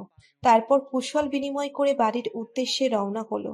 এয়ারপোর্ট থেকে বেরোতেই ইফাস দেখলো এয়ারপোর্টের বাইরে সারিবদ্ধ ভিক্ষুকদের দিকে। সারির মাঝে একজনকে চেনা চেনা লাগছে। ভালো করে তাকাতেই ইফাস চিনে ফেললো। একটা বাঁকা হাসি দিয়ে ওদের এগিয়ে যেতে বলে ওই ভিক্ষুকটার মুখোমুখি এসে বসলো। ভিক্ষুকটার দিকে একবার চোখ বুলিয়ে নিল। পরনে তার ছেঁড়া লুঙ্গি, গায়ে কাপড় নেই, শরীর রোদে পোড়া আর মুখটা অ্যাসিডে। ইফাজ ওর কানে কানে বলল, কেমন আছিস নিখিল? এই কথাটা কানে যেতে নিখিল ছটফট করে উঠল। আবারও সেদিন রাতের মতো আকুতি মিনতি করতে লাগলো।